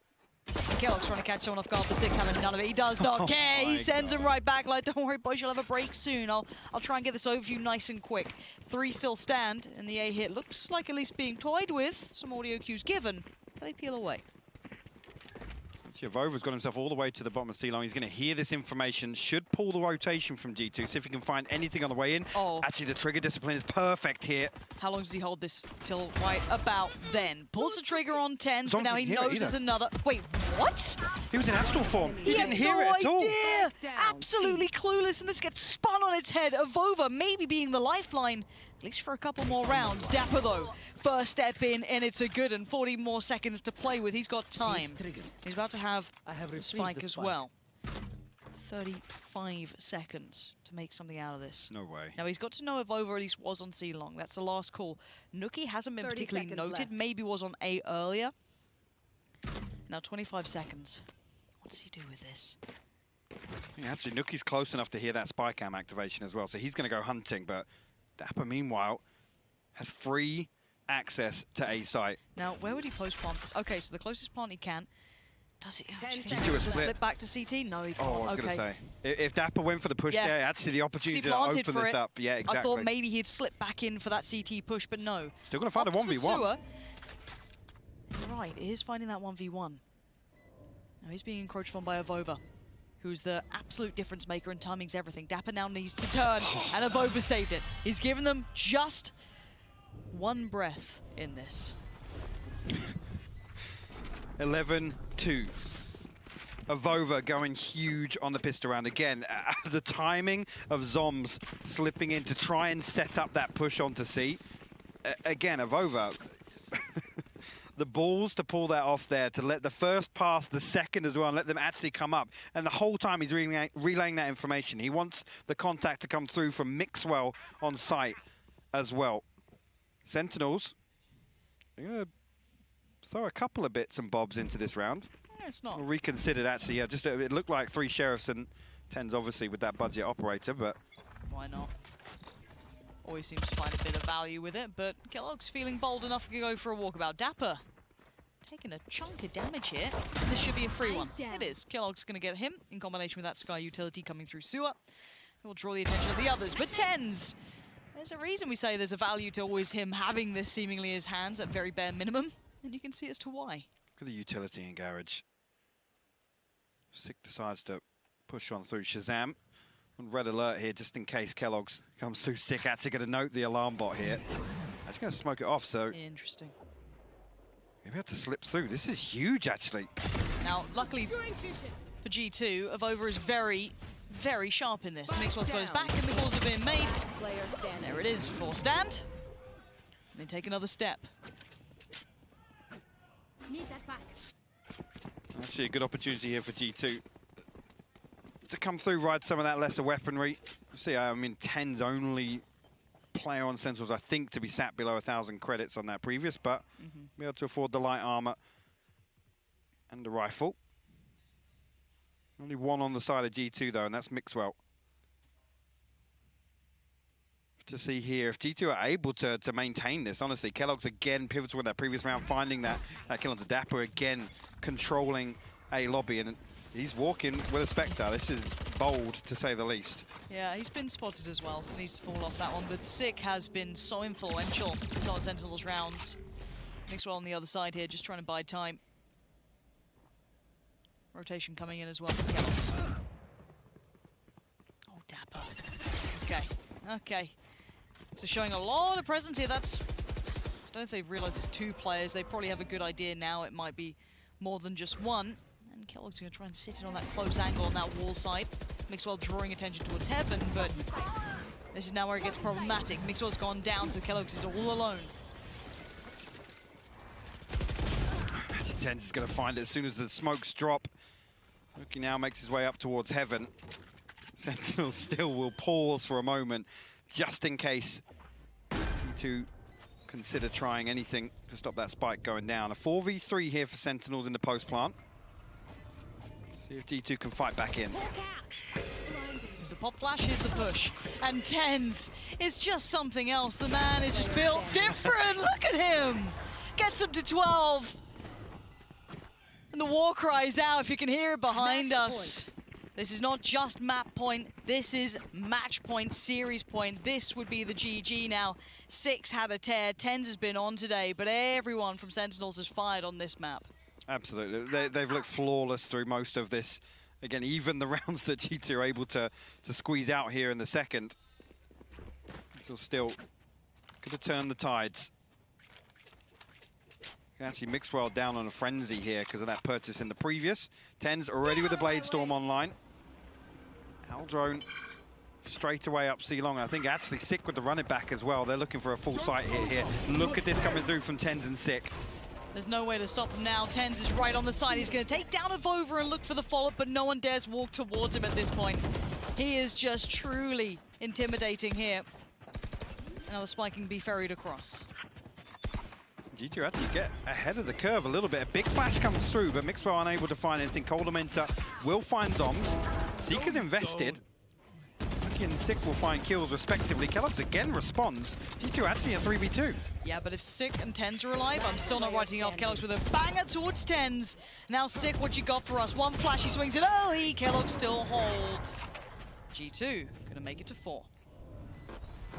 Everything but the kitchen sink thrown at that from Sentinels, but I love Zom's reactionary utility there. Again, Tenz and Sick, they come up, they run it back, the Blade Storm in unison, but also the utility usage just isolates this player on site. There's no possibility for anybody from G2 to even swing through and try and save Avova. Yeah. Kellogg's lovely work with that flash coming around the corner. Let's see the link. Let's fucking go. Let's freaking go. Let's go. 8 more rounds, guys. Let's do it. I love that. Hey, I want to see it. I want to see it. I don't know if we will. I want to, though. Yeah, I'm with you. Let's go see how far we can take this then. 4-12 is the current scoreline. It is a mountain. And already, Nuki's found Tenz. So a good start. Still showing this willingness to push at this point. Says a little something. Sick, though, has all the way onto a site with Dapper. Again, look at this crossfire though. Mixwell's giving it up, but they are anticipating that exact threat. Nuki will find 2 more, his 3rd on the round.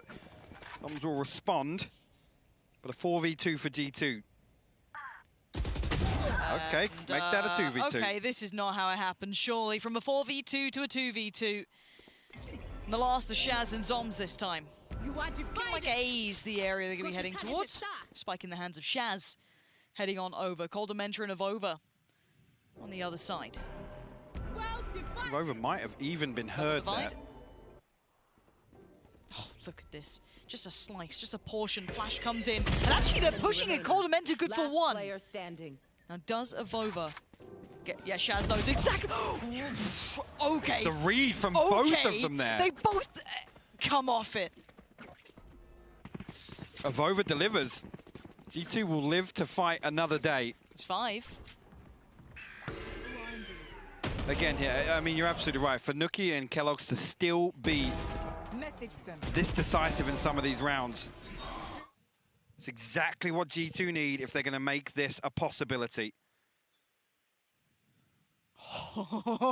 Even they knew that was just, that was a straight up coin flip. Just. I think Sick was actually anticipating exactly what was about to happen. Yeah. And we go again, 5-12. The money is broken this time, but hey, we've seen these rounds sometimes go a little wonky. Nookie. How many sheriffs? 4. Okay, and the Marshal. The G2 should be aware of this. They have to be on red alert. This is not just a walkthrough, just because the weaponry isn't there. That's one of the biggest tells of that first map that worried us. The anti-ecos. This is not how you'd want to lose a series. TenZ spotting out one towards back plat. Don't show your head. Bloody hell, he's crossing back over just as the smoke dissipates. Avova, careful, but you've all seen the clips of Avova in this corner, and you might see it again. That's 2 lovely frags. He's up against pistols, though, so we're not going to scream and yell just yet. And Shaz sees the flash. Probably going to lose. Oh! Avova. Keep it chill, mate. There we go. 2 now left. TenZ and Zoms. No opportunities. Well, no opportunities other than that one with Avova really presented. Mixwell still had the jump again there. TenZ just landing the headshot. 21 HP. Find another here. Kellogg's might actually spot him there. Nope. Avova. Find his 3rd on the round. 6. It's clean as well. This would be I'm ready for it. Pretty interesting spectacle. What colours do G2 have normally? Like, what's their like shirt colour? It's kind of just like black, right? Yeah. Like, a little bit like red and white. I'm tempted to say I'll dye my hair that colour at this point if they actually do pull it back and win. I'll dye my hair the colour of G2's jerseys. How's that sound? Same, I'm with you. Yeah? Yeah, we'll do it. Okay. This can only go well. I mean, it has been... Safe for me. Yeah, I'm about to say, it's not bad, is it? Just salt and pepper. 12-6, though. This is another big round. Buy round coming in. Rifles back out for Sentinels, so they're sat in a much better position. We do have the res on Nookie. Mix up with his ult as well, so the more kind of, I guess, instigating ults. But Coldamenta now, starting to feel things out here. Spots out at least one. That's sick now noted. You can see the creep up on long as well. Kellogg's better be locked and loaded. Coldamenta good for one. Spots out another. Flash comes in. Smoke goes down. Zomzo, great work towards Coldamenta. That's now a problem for Kellogg's. The neural theft will be popped to the information reveal, but Sentinels look to force their way through. Timing. 1 for 1, actually. Nookie will find another one in response to the Hunter's Fury popped. Zoms now will get through. The lockdown will be removed. The back of that. And look at that, Nookie and Mixwell combine. G2 post another. It's their 7th now.